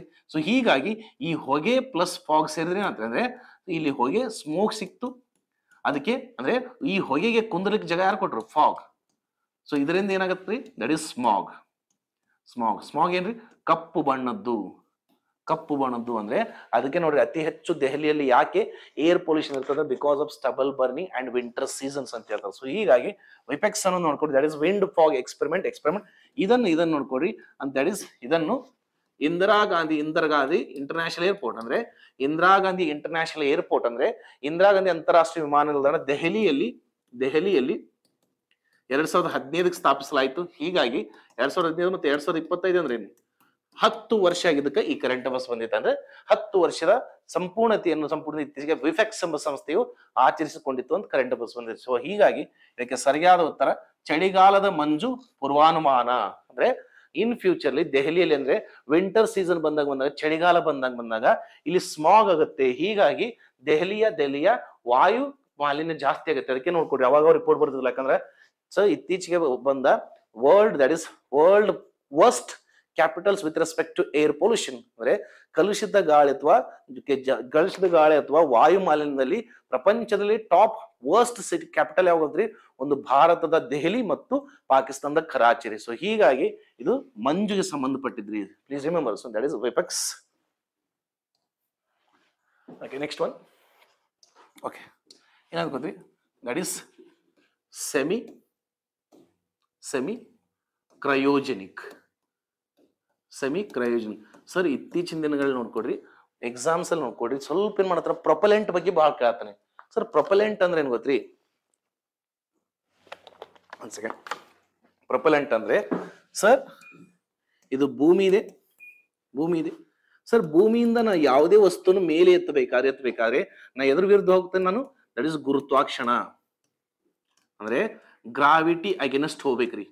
ಗುರುತ್ವಾಕರ್ಷಣ ವಿರುದ್ಧವಾಗಿ ಹೋಗ್ಬೇಕು. ನಾನು ಗುರುತ್ವಾಕರ್ಷಣ ವಿರುದ್ಧ ಹೋಗ್ಬೇಕಂದ್ರ ಆಬ್ವಿಯಸ್ಲಿ ನನಗೆ ಗೊತ್ತಿದೆ ಜಾಸ್ತಿ ಏನ್ ಬೇಕಾದ್ರೆ ಸ್ಪೀಡ್ ಬೇಕಂದ್ರೆ ಏನ್ ಬೇಕು? ಜಾಸ್ತಿ ಫೋರ್ಸ್ ಬೇಕು. ಬೇಕಂದ್ರೆ ಏನ್ ಗೊತ್ತಿರಿ? ನಾನು ಇಲ್ಲಿ ಇಂಧನ ಸುಡ್ತೀನಿ ಅಂದಾಗ ಇಂಧನ ಅಂತ ಬಂದಾಗ ನೋಡ್ರಿ, ಮೇ ಬಿ ನೀವು ರಾಕೆಟ್ ಪಾರ್ಟ್ಸ್ ನೋಡಿರ್ಬೇಕು ಅನ್ಕೊಂತಾನೆ. ಇದಕ್ಕೆ ಪೇಲೋಡ್ ಅಂತ ಹೇಳ್ತಾರ. ಕೆಳಗೆ ನೋಡ್ಕೊಡ್ರಿ, ಗೈಡೆನ್ಸ್ ಸಿಸ್ಟಮ್ ಇರ್ತೈತಿ. ಯಾವ ಭಾಗಕ್ಕೆ ಎಲ್ಲಿ ಹೋಗ್ಬೇಕಂತ ಆಪರೇಟ್ ಮಾಡ್ಲಿಕ್ಕೆ ಗೈಡೆನ್ಸ್ ಸಿಸ್ಟಮ್ ಇರ್ತೈತಿ. ನೆಕ್ಸ್ಟ್ ಉಳ್ಕಿದೇನ್ರಿ ಇದೆಲ್ಲ ಇದಕ್ಕೆ ಏನಂತ ಗೊತ್ತಾ? That is propulsion system. ಅಂದ್ರೆ ಇಲ್ಲಿ ನಮಗೆ ಇಂಜಿನ್ಸ್ ಅಂತ. ಅದಕ್ಕೆ ನೋಡ್ರಿ 1 2 3 4 ಬೇಸ್ಡ್ ಆನ್ ರಾಕೆಟ್ ಅಂತ ಇರ್ತಾವ. 1 2 ಇನ್ ಕೇಸ್ ಜಾಸ್ತಿ ಭಾರ ಎತ್ತಬೇಕಾದ್ರೆ ಏನ್ ಮಾಡ್ತಾರೆ? ಸೈಡ್ಗೆ ಹಾಕಿರ್ತಾರೆ. ದಟ್ ಇಸ್ ಸ್ಟ್ರಾಪ್ ಆನ್ ಬೂಸ್ಟ್ ಅಂದ್ರೆ ಜಾಸ್ತಿ ನಾವು ತೂಕ ಎತ್ತಬೇಕಪ್ಪ, ಜಾಸ್ತಿ ದೂರ ಹೋಗ್ಬೇಕಂದ್ರ ಏನ್ ಮಾಡ್ತೀವಿ, ರಾಕೆಟ್ಗೆ ಸ್ವಲ್ಪಷ್ಟು ಎಕ್ಸ್ಟ್ರಾ ಇಂಜಿನ್ಸ್ ಆಡ್ ಮಾಡಿರ್ತಾರೆ. ಅದಕ್ಕೆ ನಾವು ಸ್ಟ್ರಾಪ್ ಆನ್ ಬೂಸ್ಟ್ ಅಂತೀವಿ. ಅಂದ್ರೆ ಮೇಲೆ ಹೋಗ್ತಾ ಹೋಗ್ತಾ ಆ ಇಂಜಿನ್ ಕಳಿಸಿ ಬಿಡ್ತೇವೆ, ಮೇನ್ ಭಾಗದಿಂದ ಕಳಿಸಿ ಬಿಡ್ತೇವೆ. ಯಾಕಂದ್ರೆ ನಾವು ಜಾಸ್ತಿ ಭಾರ ಎತ್ತಬೇಕಾಯ್ತಿ ಮತ್ತು ಜಾಸ್ತಿ ದೂರ ಹೋಗ್ಬೇಕಂದ್ರ ಮೇನ್ ರಾಕೆಟ್ ಇಂಜಿನ್ಸ್ ಫ್ಯೂಲ್ ಉಳಿಸ್ಬೇಕಾಯ್ತ್ರಿ. ಸೊ ಹೀಗಾಗಿ ಇಲ್ಲೇನಂತ ಇದನ್ ಗೊತ್ತ್ರಿ, ಇಲ್ಲೇನಂತಂದ್ರ ನಾವು ರಾಕೆಟ್ಗೆ ಹಾಕೋ ಫ್ಯೂಲ್ ಅಲ್ಲಿ ಗೊತ್ತ್ರಿ, ದರ್ ಇಸ್ ಸ್ಟೇಜಸ್ ಅಂತ ಹೇಳ್ತಾರೆ. ಸ್ಟೇಜಸ್ ಅಂದ್ರೆ ಹೇಗೆ ನಮ್ಮ ಇಂಧನ ಮತ್ತು ಆಮ್ಲಜನಕವನ್ನು ನಾವು ಒದಗಿಸಿಕೊಡ್ತೀವಲ್ಲ ಅದಕ್ಕೇನಂತ ನಾವು ದಟ್ ಇಸ್ ಸ್ಟೇಜಸ್ ಅಂತ ಹೇಳ್ತಾರೆ. Usually most of the rocket, world ಅಲ್ಲಿ ಮೋಸ್ಟ್ ಆಫ್ ದ ರಾಕೆಟ್ ಏನ್ ಮಾಡ್ತಾ ಗೊತ್ತ್ರಿ, ಫಸ್ಟ್ ಇಂಜಿನ್ ಯಾವಾಗಲೂ ಸಾಲಿಡ್ ಅಂದ್ರೆ ಘನ ರೂಪದ ಇಂಧನಗಳು ಬಳಸ್ತಂದ್ರೆ, ಘನ ರೂಪದ ಇಂಧನ ಬಳಸ್ತಂದ್ರೆ ಯಾಕಂತಂದ್ರ ಸ್ಟಾರ್ಟಿಂಗ್ ನಾವು ಭೂಮಿಯಿಂದ ಮೇಲೆ ಇಳಬೇಕಾದ್ರ ಬಲಿಷ್ಠವಾದ impulse or thrust or push ಬೇಕಾಗಿರುತ್ತೆ. ಅದಕ್ಕೆ ಪ್ರಪಂಚದ ಯಾವುದೇ ರಾಕೆಟ್ ಇರಲಿ ಮೊದಲ ಇಂಜಿನ್ ಯಾವಾಗಲೂ ಘನ ರೂಪ ಬರುತ್ತಂದ್ರೆ, ಘನವೆಂದರೆ ಇಲ್ಲಿ ಇಂಧನ ಮತ್ತು ಆಮ್ಲಜನಕವನ್ನು ಪೌಡರ್ ಫಾರ್ಮ್ ಅಲ್ಲಿ ಕೊಟ್ಟಿರ್ತೀವಿ, ಘನದ ರೂಪದಲ್ಲಿ ಕೊಟ್ಟಿರ್ತೀವಿ. ಯಾಕಂದ್ರೆ ಇದು ಒಮ್ಮೆ ಬೆಂಕಿ ಹತ್ತಂತ ಕೊಡ್ರಿ ಇದನ್ನ ಸ್ಟಾಪ್ ಮಾಡಕ್ ಆಗಲ್ಲ. ಯಾಕಂದ್ರೆ ಒಂದಕ್ಕೊಂದು ಕಣಗಳು ಹತ್ರ ಇರ್ತವೆ ಇಲ್ಲಿ ಘನ ರೂಪದಲ್ಲಿದ್ದಾಗ. ಅದಕ್ಕೆ ನೋಡಿ ಪಟಾಕಿ ಹೊಡಿಬೇಕಾದ್ರೆ ನಾವು ಒಮ್ಮೆ ಪಟಾಕಿ ಅಂದ್ರೆ ಸ್ಪಾರ್ಕು ಹೋಗಿ ಆ ಸಿಡಿ ಮದ್ದು ಟಚ್ ಅಂತ ಕೊಡಿ ಇಡೀ ಒಮ್ಮಕ್ಲೆ ಬ್ಲಾಸ್ಟ್ ಆಗುತ್ತೆ. ಯಾಕಂದ್ರ ಅಲ್ಲಿ ಘನ ಪೌಡರ್ ಯೂಸ್ ಮಾಡಿರ್ತೀವಿ ಅಂತ ಹೇಳ್ತಾರೆ. ಸೊ ಹೀಗೆ first level powder solid use ಮಾಡ್ತಾರೆ. ನೆಕ್ಸ್ಟ್ ಏನ್ ಮಾಡ್ತಾರೆ ಗೊತ್ತಿಲ್ಲ, ದಟ್ ಇಸ್ ಲಿಕ್ವಿಡ್ ಅಂತ ಹೇಳಿದ್ರೆ ಅಂದ್ರೆ ಇಲ್ಲಿ ನಾವೇನ್ ಮಾಡ್ತೀವಿ, fuel and oxygen liquid form ಅಲ್ಲಿ ಕೊಡ್ತೀವಿ, ಅಂದ್ರೆ ದ್ರವೀಯ ರೂಪದಲ್ಲಿ ಕೊಡ್ತೀವಿ. ಅದಕ್ಕೆ ಲಿಕ್ವಿಡ್ ಸ್ಟೇಜ್ ಅಂತ ಹೇಳ್ತಾರೆ, ಲಿಕ್ವಿಡ್ ಸ್ಟೇಜ್. ಅದೇ ಟೈಪ್ ನಮ್ಮ ರಾಕೆಟ್ ಅಲ್ಲಿ ಕ್ರಯೋ ಎಂಜಿನಿಕ್ ಅದೇರಿ, ಕ್ರಯೋ ಎಂಜಿನಿಕ್ ಅಂತ ಗೊತ್ತ್ರಿ. ಅಂದ್ರೆ ಇಂಧನ ಮತ್ತು ಆಮ್ಲಜನಕವನ್ನು ದ್ರವ ರೂಪದಲ್ಲಿ ಕೊಡ್ತೀವಿ. ಆ ದ್ರವ ರೂಪದಲ್ಲಿ ಕೊಡ್ಬೇಕಾದ್ರೆ ಅತಿ ಕಡಿಮೆ ತಾಪಮಾನದಲ್ಲಿ ಸಂಗ್ರಹಿಸ್ತೇವೆ. ಅಂದ್ರೆ sir we are going to provide that is fuel and oxygen in liquid form, but they will be stored with low temperature. ಅಂದ್ರೆ ಕಡಿಮೆ ತಾಪಮಾನ ಇರಿಸ್ತೀವಿ. ಯಾಕೆ ಕಡಿಮೆ ಇರ್ತೀವಿ, ಒಳಗಡೆ ನಾವೇನ್ ಮಾಡ್ತೀವಿ ಗೊತ್ತ್ರಿ, ದ್ರವಕ್ಕೆ ಏನ್ ಮಾಡ್ತೀವಿ, ಅನಿಲವನ್ನು ಕಂಪ್ರೆಸ್ ಮಾಡಿ ನಾವು ಲಿಕ್ವಿಡ್ ಮಾಡಿರ್ತೀವಿ. ಹೊರಗಡೆ ಭಾಗ ಏನಾದ್ರೂ ಹೀಟ್ ಜಾಸ್ತಿ ಇತ್ತು ಅಂತ ತಿಳ್ಕೊಡ್ರಿ, ಅದು ಮತ್ತು ಲಿಕ್ವಿಡ್ ಇಂದ ಗ್ಯಾಸಿಯಸ್ ಆಗಿ ಎವಾಪರೇಟ್ ಆಗ್ಬಿಡ್ತೈತ್ರಿ. ಈಗ ನೀವೇ ವಿಚಾರ ಮಾಡ್ರಿ, ಮನೆಯಲ್ಲಿರುವ ಸಿಲಿಂಡರ್ ನಾವು ತಂಪಾದ ಪ್ಲೇಸ್ ಅಲ್ಲಿ ಇಡ್ತೀವಿ. ಈಗ ಸುತ್ತಮುತ್ತಲ ವಾತಾವರಣ ಏನಾದ್ರು ತಂಪಾಗಿರ್ಲಿಲ್ಲ ಅಂದ್ರೆ ಒಳಗಡೆಯಿಂದ ಏನ್ರಿ ದ್ರವ ಕಂಟಿನ್ಯೂ ಏನ್ ಮಾಡ್ತೀವಿ, ದಟ್ ಇಸ್ ಹೀಟ್ ಅಂದ ದಟ್ ಇಸ್ ಆವಿ ಆಗ್ಲಿಕ್ಕೆ ಸ್ಟಾರ್ಟ್ ಆಗತ್ರಿ. ಸೊ ಹೀಗಾಗಿ ಏನ್ ಮಾಡ್ತೀವಿ ಗೊತ್ತಾ, ನಾವು -250 ಡಿಗ್ರಿಯಲ್ಲಿ ಸೇವ್ ಮಾಡಿರ್ತೀವಿ. ಅದಕ್ಕೆ ಕ್ರಯೋಜನಿಕ್ ಪ್ರಪಂಚದಲ್ಲಿ ಕಡಿಮೆ ಬೆಲೆಯಲ್ಲಿ ಅತಿ ಪರಿಣಾಮಕಾರಿಯಾಗಿರುವ ಕ್ರಯೋಜನಿಕ್ ಎಂಜಿನ್ ಯಾರು ಗೊತ್ತಾ, ಇಂಡಿಯಾದಲ್ಲಿ ಮಾಡಿದ್ದಾರೆ. ಅದೇ ನಾವ್ ಎಲ್ಲಿ ಯೂಸ್ ಮಾಡ್ತೀವಿ, ಅದೇ ಇಂಜಿನ್ ಎಲ್ಲಿ ಯೂಸ್ ಮಾಡ್ತೀವಿ, ದಟ್ ಇಸ್ GSLV ಅಂತಿರಲ್ಲ ನೀವು. ಈಗ ಏನಾಗಿತ್ತು ಇದು ಹೆಸರು, GSLV MK3 ಹೆಸರು ಏನ್ ಮಾಡಿದೀವಿ ನಾವು, ದಟ್ ಇಸ್ LVM3. ಅಂದ್ರೆ ಪ್ರಪಂಚದಲ್ಲಿರುವ ಬಲಿಷ್ಠ ಮತ್ತು ಕಡಿಮೆ ವೆಚ್ಚದ ಕ್ರಯೋಜನಿಕ್ ಇಂಜಿನ್ ಅನ್ನು ಭಾರತದ ಬಲಿಷ್ಠ ರಾಕೆಟ್ ಆದ LVM3 ಅಲ್ಲಿ ಬಳಕೆ ಮಾಡ್ತೀವಿ. LVM3 ಅದರಲ್ಲಿ ಎಲ್ಲಿ ಯೂಸ್ ಮಾಡ್ತೀವಿ ನಾವು, ದಟ್ ಇಸ್ ಬಿಕಾಸ್ ಇದು ನಾನು ನೋಡ್ಕೊಡಿ LVM3 ರಾಕೆಟ್ ಅಂತ ತಿಳ್ಕೊಡಿ. ಇದರಲ್ಲಿ 3 ಇಂಜಿನ್ ಇರ್ತಾವ್ರಿ, ಇದರಲ್ಲಿ 3 ಇಂಜಿನ್ ಇದು, ದಟ್ ಇಸ್ 1 2 3. ಫಸ್ಟ್ ಇದು ಸಾಲಿಡ್ ಇರ್ತೈತಿ ಆಲ್ಮೋಸ್ಟ್ ಅಲ್ಲ, ಎರಡನೇದು ಲಿಕ್ವಿಡ್ ಇರ್ತೈತಿ, ಥರ್ಡ್ ಅಂದ್ರೆ ಜಾಸ್ತಿ ದೂರ ಹೋಗ್ಬೇಕಂದ್ರೆ ಫ್ಯೂಲ್ ಶೇರ್ ಮಾಡ್ಕೊ, ಅದಕ್ಕೆ ಇದಕ್ಕೆ ಏನಂತಾರೆ ಕ್ರಯೋಜನಿಕ್. ಇಲ್ಲಿ ಹೇಳ್ತಾನೆ ಗೊತ್ತ್ರಿ ಸೆಮಿ ಕ್ರಯೋಜನಿಕ್ ಅಂತ ಹೇಳ್ತಂದ್ರೆ ಇಲ್ಲಿ ನಾವು ಸೆಮಿಯಾಗಿ ಯೂಸ್ ಮಾಡ್ತೀವಿ. ಅಂದ್ರೆ ಇಂಧನವನ್ನು ನಾವು ಕೆಲವೊಂದು ಟೈಮ್ ದ್ರವ ರೂಪದಲ್ಲಿ ಕೊಡ್ತೀವಿ, ಕೆಲವೊಂದು ಟೈಮ್ ದಟ್ ಇಸ್ ಸಾಲಿಡ್ ರೂಪದಲ್ಲಿ ಕೊಡ್ತೀವಿ ಅಂತ ಹೇಳ್ತಾರೆ. ಸೊ ಹೀಗಾಗಿ ನೋಡ್ಕೊಳ್ಳಿ, ಕ್ರಯೋ ದಟ್ ಇಸ್ ಆಧಾ ಅಂದ್ರೆ ಸೆಮಿ ಕ್ರಯೋಜನಿಕ್ ಎಂಜಿನ್ ಬಳಸುವ ಲಾಭವೇನು ಅಂತ ಕೇಳ್ತಾರೆ. ಬಳಸದ ಅಂತ ಹೇಳಲ್ಲ, ಬಳಸುವ ಲಾಭವೇನು ಅಂತ ಕೇಳ್ತಾರೆ. ಬಳಸುವ ಲಾಭ ಅಂದ್ರೆ ಸರ್ ಕಡಿಮೆ ವೆಚ್ಚ ಮಾಡುತ್ತಾ ಜಾಸ್ತಿ ಮೇಲೆ ಇರುವುದು ಅಂತ ಹೇಳ್ತಂದ್ರೆ ಕಡಿಮೆ ವೆಚ್ಚದಲ್ಲಿ ನಾವು ಜಾಸ್ತಿ ದೂರ ಹೋಗ್ಬೋದು ಅನ್ನೋದಕ್ಕೆ ಅಂತ ನಾವು ಸೆಮಿ ಕ್ರಯೋಜನಿಕ್ ಇಂಜಿನ್ ಅಂತಾರೆ. ಸೊ ಪ್ಲೀಸ್ ಅಂದ್ರೆ ಕಾನ್ಸೆಪ್ಟ್ ತಿಳ್ಕೊಂಡ್ಮೇಲೆ ಒನ್ ಲೈನ್ ಬರೆಯೋದು ಬಹಳ ಇಂಪಾರ್ಟೆಂಟ್ ರೀ. ಅದೇ ಇದರಿಂದ ಸ್ವಲ್ಪ ನೋಡ್ಕೊಳ್ಳಿ, ಕ್ರಯೋಜನಿಕ್ ಆದ್ಮೇಲೆ ಇನ್ನೂ ಬಲಿಷ್ಠವಾದ ರಾಕೆಟ್ ಇಂಜಿನ್ಗಳು ಯಾವ್ರಿ, ರಾಮ್ಜೆಟ್ ಮತ್ತು ಸ್ಕ್ರಾಮ್ಜೆಟ್. ಇವು ಎರಡು ನಮ್ಮಲ್ಲಿ ಇಲ್ಲ, ಇನ್ನು ಟ್ರೈ ಮಾಡ್ತಿದ್ದಾರೆ. ಯಾಕಂದ್ರೆ ಸ್ಕ್ರಾಮ್ಜೆಟ್ ಅಂತ ಹೇಳ್ತಾರೆ. ಯಾಕಿಲ್ಲ ಅಂತಂದ್ರ ನಮ್ಮಲ್ಲಿ ಇನ್ನೂ ಅಭಿವೃದ್ಧಿ ಹಂತದಲ್ಲಿ, ಬಟ್ ಇನ್ನು ಟ್ರೈ ಅಂದ್ರೆ ಇನ್ನು ಇಂಜಿನ್ಸ್ ಇಲ್ಲ. ಅದೇ ನೋಡಿ ಸ್ಪೇಸಸ್ ಕಂಪ್ನಿ ಕಡೆ ರೀ, ನಾಸಾ ಕಡೆ ಐತಿ, ರಷ್ಯಾ ಕಡೆ ಐತಿ ಮತ್ತು ಚೀನಾ ಕಡೆ. ಅದಕ್ಕೆ ನೋಡ್ರಿ ನಾವು ಚಂದ್ರಯಾನ 3 ಮಾಡ್ಬೇಕಾದ್ರೆ 40 ದಿನಗಳು ಸುತ್ಕೊಂಡು ಮುನೋರ್ ಮಾಡ್ಕೊಂತ ಹೋಗಿ ನಾವು ಚಂದ್ರನ ದಕ್ಷಿಣ ಧ್ರುವಕ್ಕೆ ಹೋದಿವ್ರಿ. ಆದ್ರೆ ಸ್ಪೇಸ್ ಎಕ್ಸ್ ಕಂಪ್ನಿ ನೋಡ್ರಿ, ಎಲಾನ್ ಮಸ್ಕ್ ಫಾಲ್ಕನ್ 9 ಆಗಿರ್ಬೋದು, ಇವೆಲ್ಲ ರಾಕೆಟ್ ಏನ್ ಗೊತ್ತ್ರಿ 4 ದಿನಕ್ಕೆ ಹೋಗಿ ಚಂದ್ರ ಮೇಲೆ ಹೋಗ್ತವು. ಯಾಕಂದ್ರೆ ಅವ್ರ ಕಡೆ ಸ್ಕ್ರಾಮ್ಜೆಟ್ ಮತ್ತು ರಾಮ್ಜೆಟ್ ಅನ್ನ ಬಲಿಷ್ಠವಾದ ಇಂಜಿನ್, ಅವು ಇಂಜಿನ್ ಆನ್ ಆಗ್ಬೇಕಂದ್ರ ರಾಕೆಟ್ ನಮಗೆ ಸೂಪರ್ ಸೋನಿಕ್ ವೇಗದಲ್ಲಿ ಹೋಗ್ಬೇಕಾದ್ರೆ ನಮ್ಮಲ್ಲಿ ಈಗ ಸದ್ಯ ನೋಡ್ಕೊಡ್ರಿ ನಾವು ಬಳಸುವ PSLV ಮತ್ತು GSLV, ನಾವು GSLV ಅಲ್ಲಿ ಇನ್ನು ಸ್ಕ್ರಾಮ್ಜೆಟ್ ಮತ್ತು ರಾಮ್ಜೆಟ್ ಬಂದಿಲ್ಲ. ನೋಡೋಣ ಮುಂದೆ ಫ್ಯೂಚರ್ಲಿ ಥಿಂಗ್ಸ್ ವಿಲ್ ಚೇಂಜ್ ಅಂತ ಹೇಳ್ತಾರೆ. ಸೊ ಪ್ಲೀಸ್ ರಿಮೆಂಬರ್, ಇದಕ್ಕೆ ಸರಿಯಾದ ಉತ್ತರ ದಟ್ ಇಸ್ ಬಿ ಆನ್ಸರ್ ರೀ. ನೆಕ್ಸ್ಟ್ ಒನ್ ದಟ್ ಇಸ್ ಭಾರತದ ಅಂತರಿಕ್ಷ ಕೇಂದ್ರದ ಸಂಬಂಧಿತ ಸಂಸ್ಥೆಗಳು ಮತ್ತು ಅವುಗಳ ಪಾತ್ರಗಳು. ಪ್ಲೀಸ್ ರಿಮೆಂಬರ್ ಸಮ್ ಅವೆಲ್ಲ ನೋಡ್ಕೊಡ್ರಿ. ನೀವು ಸ್ಪೇಸ್ ಟೆಕ್ನಾಲಜಿ ಅಂತ ಬಂದಾಗ ಡೈರೆಕ್ಟ್ಲಿ ಏನು ಗೊತ್ತ್ರಿ? ಓಕೆ, ಡೈರೆಕ್ಟ್ಲಿ ಗ್ರಾವಿಟಿ, ಆರ್ಬಿಟ್ಸು ಇಷ್ಟೇ ಓದ್ಕೊಂಡು ಹೋಗ್ಬಿಡ್ತಾರೆ ಮೋಸ್ಟ್ ಆಫ್ ದ ಆಸ್ಪಿರೆಂಟ್ಸ್. ಅಂದ್ರೆ ಸೈನ್ಸ್ ಅಂಡ್ ಟೆಕ್ ಬಂದಾಗ ಏನ್ ಮಾಡ್ತಾರೆ? ಸೈನ್ಸ್ ಅಂಡ್ ಟೆಕ್ ಬಂದಾಗ ಓನ್ಲಿ ಬೇಸಿಕ್ಸ್ ಓದ್ಕೊಂಡು ಡೈರೆಕ್ಟ್ಲಿ ಪ್ರಾಜೆಕ್ಟ್ ಹೋಗ್ಬಿಡ್ತಾರೆ. Sir we are preparing for, ನಾವು ಓದ್ತಾ ಇರೋದೇನು ಗೊತ್ತ್ರಿ? ಅಡ್ಮಿನಿಸ್ಟ್ರೇಷನ್. ಸರ್ ನಾವು ಎಕ್ಸಾಮ್ ಬರಿತಾ ಇದ್ದು ಆಡಳಿತ ಅಧಿಕಾರಿಯಾಗಿ. Sir we have to work as a administrative officer, not in a scientist. ನಾವು ಕೆಲಸ ಮಾಡ್ಬೇಕಾಗಿದ್ದು ಒಬ್ಬ ಆಡಳಿತ ಅಧಿಕಾರಿಯಾಗಿ ಕೆಲಸ ಮಾಡ್ಬೇಕು. ಆಡಳಿತ ಅಧಿಕಾರಿ ಅಂದ್ರೆ ಅದು ದಟ್ ಇಸ್ ಸರ್ಕಾರ. ಸರ್ಕಾರ ಅಂದ್ರೆ ಏನು? That is public only, right? Public only, right? ಇವ್ರು ಏನ್ ಮಾಡ್ಬೇಕು? ವೆಚ್ಚಗಳನ್ನ ತಗೊಂಡ್ಬರ್ಬೇಕು, ಯೋಜನೆಗಳು ರೆಡಿ ಮಾಡ್ಬೇಕು. ಈಗ ನೀವು ಈ ಪ್ರಾಜೆಕ್ಟ್ ನ ಮಾಡೋದಂತ ನಿಮ್ಗೆ ಗೊತ್ತಿಲ್ಲ, ಬಟ್ ಈ ತರ ಯೋಜನೆಗಳು ಭಾರತದ ಭವಿಷ್ಯಕ್ಕೆ ಅತಿ ಅವಶ್ಯಕತೆ ನೀವು ಹೊಂದಾಗ ಇದನ್ನ ಎಲ್ಲಿ ಇಡ್ತೀರಿ? ನೀವು ಹೋಗಿ ಆ ಇಲಾಖೆ ಡಿಪಾರ್ಟ್ಮೆಂಟ್ ಅಲ್ಲಿ ಪ್ರಪೋಸಲ್ ಇಡ್ತೀರಿ. ಆ ಡಿಪಾರ್ಟ್ಮೆಂಟ್ ಅಲ್ಲಿ ಏನಿರ್ತಾರೆ? ಎಕ್ಸ್ಪರ್ಟ್ಸ್ ಇರ್ತಾರೆ. ಅಂದ್ರೆ ಎಕ್ಸ್ಪರ್ಟ್ಸ್ ಇರ್ತಾರೆ ಅಂತ ಹೇಳ್ತಾರೆ. ಸೊ ಹೀಗಾಗಿ ಆಡಳಿತ ಅಧಿಕಾರಿಯಾಗಿ ಕೆಲಸ ಮಾಡ್ಬೇಕು. ಹೀಗಾಗಿ ನಿಮ್ಮ ಎಕ್ಸಾಮಿಗೆ ಭಾರತದ ಸ್ಪೇಸ್ ಕೇಳ್ಬೋದು. ಇಂಡಿಯಾದಲ್ಲಿ ನಮ್ಮ ಸ್ಪೇಸ್ ಆಡಳಿತ ವ್ಯವಸ್ಥೆ ಹೇಗಿದೆ ಅಂತ ಕೇಳ್ಬೋದ್ರಿ. ಈಗ ಪ್ರಧಾನಮಂತ್ರಿಗಳು ಎಲ್ಲ ಗೊತ್ತಿದೇನ್ರಿ? Is it prime minister of India know everything? No, right? ಎಲ್ಲ ತಿಳ್ಕೊಬೇಕಂತ ಅವಶ್ಯ ಇಲ್ಲ, ಬಟ್ ಆಡಳಿತ ಮಾಡ್ಲಿಕ್ಕೆ ಬಂದ್ರೆ ಸಾಕಂತಿರ್ತಾರೆ.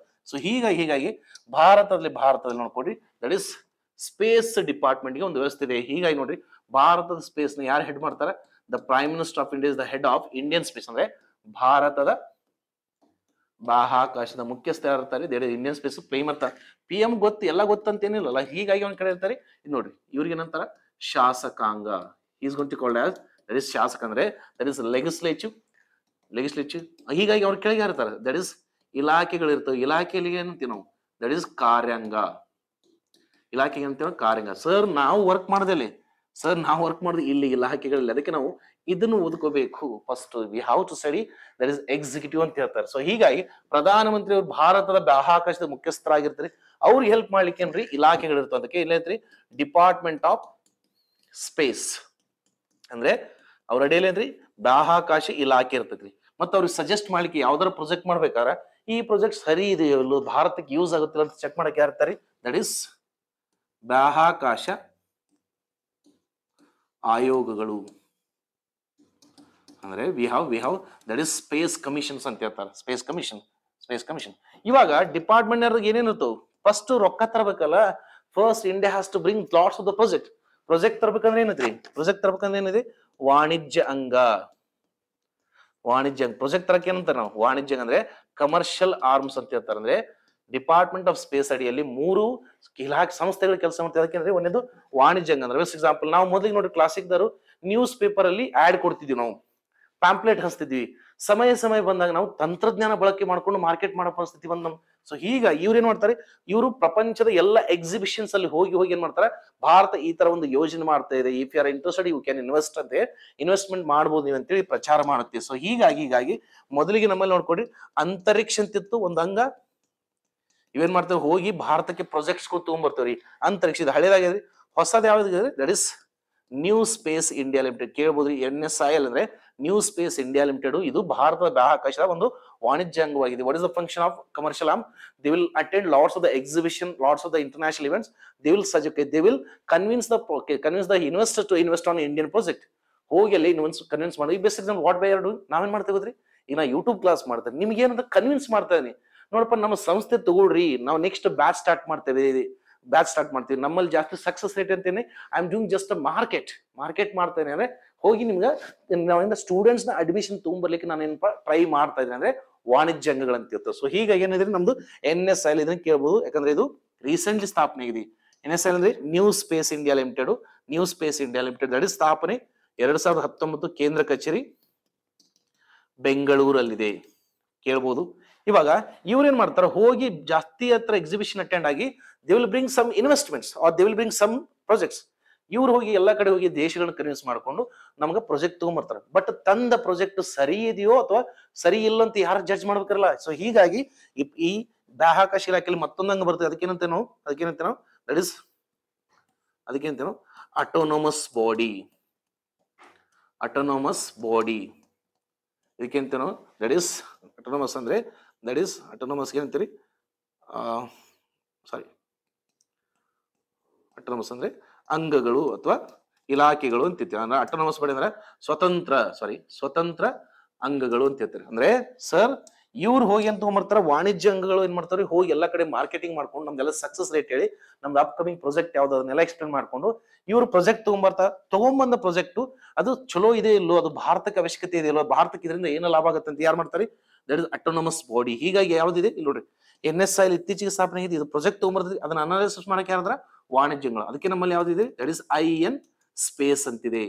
IN ಸ್ಪೇಸ್ ಇದೆ, that is Indian national space promotion and authorisation centre ಅಂತ ಹೇಳಿ. Indian national space promotion and authorisation centre. Exam ಅಲ್ಲಿ ವಿಸ್ತಾರ ಕೇಳ್ತಾನೆ. ಅಂದ್ರೆ Indian national space promotion and authorisation centre ಅಂದ್ರೆ ಇವರು ತಗೊಂಬಂದ ಪ್ರಾಜೆಕ್ಟ್ ನ ಅಥೆಂಟಿಕೇಟ್ ಅಂದ್ರೆ ಅದನ್ನ ಚೆಕ್ ಮಾಡ್ರೆ IN ಸ್ಪೇಸ್. ಇದು ಯಾವ ಸ್ಟಾರ್ಟ್ ಆಯ್ತು, 2020 ಕೇಂದ್ರ ಕಚೇರಿ ದಟ್ ಇಸ್ ಗುಜರಾತ್ ಅಲ್ಲಿ ಇದೆ, ಅಹಮದಾಬಾದ್ ಗುಜರಾತ್. ಇಲ್ಲಿ ನೋಡ್ರಿ 19 ಹೊಸ ಅಂಗ ಕ್ರಿಯೇಟ್ ಮಾಡಿ ಇವ್ರು ಹೋಗಿ ಪ್ರಾಜೆಕ್ಟ್ ತಗೊಂಡ್ಬರ್ತಾರ, ಅದನ್ನ ಅನಾಲಿಸಿಸ್ ಮಾಡಿದ್ರೆ IN ಸ್ಪೇಸ್. ನೆನಪಿಟ್ಕೊಡ್ರಿ, ಭಾರತದಲ್ಲಿ ಯಾವುದೇ ಒಂದು ಕಂಪನಿ ಸ್ಯಾಟಲೈಟ್ಗಳ ಮುಖಾಂತರ ಸೇವೆಯನ್ನು ಕೊಡ್ಬೇಕಂದ್ರೆ ಈ ಸಂಸ್ಥೆ ಅನುಮತಿ ಬೇಕ್ರಿ. ಇವರು ಪ್ರಾಜೆಕ್ಟ್ ತಗೊಂಡ್ಬಂದ್ರು, ಇವ್ರು ಅದನ್ನ ಅನಾಲಿಸಿಸ್ ಮಾಡಿದ್ರು, ನಾಳೆ ಏನ್ ಹೇಳ್ತಾರ, ಈಗ ರೆಡಿ ಆದ್ಮ್ಯಾಗ ಯಾರಿಗೊಬ್ರು ಕೆಲಸ ವಹಿಸ್ಬೇಕಲ್ಲ, ಅವಾಗ ಏನ್ ಬರ್ತೈತಿ ನಮ್ಮಲ್ಲಿ ಲಾಸ್ಟ್ ಇಸ್ರೋ ಬರ್ತೈತಿ. ಅಂದ್ರೆ ಸರ್ ಇವರು ತಂದ ಪ್ರಾಜೆಕ್ಟ್ ಗಳನ್ನ, ಇವರು ಅನಲೈಸಿಸ್ ಮಾಡಿದ ಪ್ರಾಜೆಕ್ಟ್ ಗಳಿಗೆ ರಾಕೆಟ್ ನ ಅಭಿವೃದ್ಧಿ ಮಾಡಿಸ್ಕೊಂಡು, ಸ್ಯಾಟಲೈಟ್ ಗಳನ್ನ ಅಭಿವೃದ್ಧಿ ಮಾಡಿಸ್ಕೊಂಡು ಉಡಾವಣೆ ಮಾಡಿಕೊಡ್ರೆ ಯಾರು, ಇಸ್ರೋದವರು. This is how you guys has to remember. ಇದ್ರ ಮೇಲೆ ಕ್ವಶನ್ ಕೇಳೋ ಸಾಧ್ಯತೆಗಳಿದೆ. ಸೊ ಹೀಗೆ ಇಲ್ಲಿ ಏನ್ ಕೇಳತ್ತಾನ, ಭಾರತೀಯ ಅಂತರಿಕ್ಷ ಅಂದ್ರೆ ಇಂಡಿಯನ್ ಸ್ಪೇಸ್ ಬಗ್ಗೆ ಕೇಳತ್ತಾನೆ.